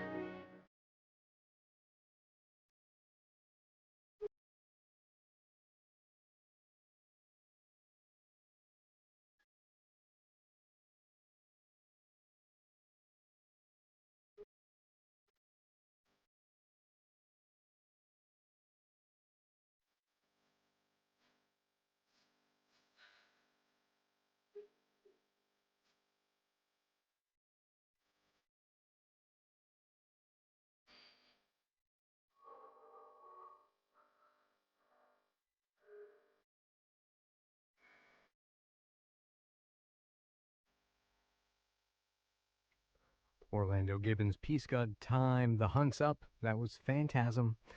The weekend is coming up fast. Whatever you have planned, plan on taking us with you. Find out all the ways to enjoy Classical Radio Boston at classical.org. Haydn's 68th Symphony here. Nick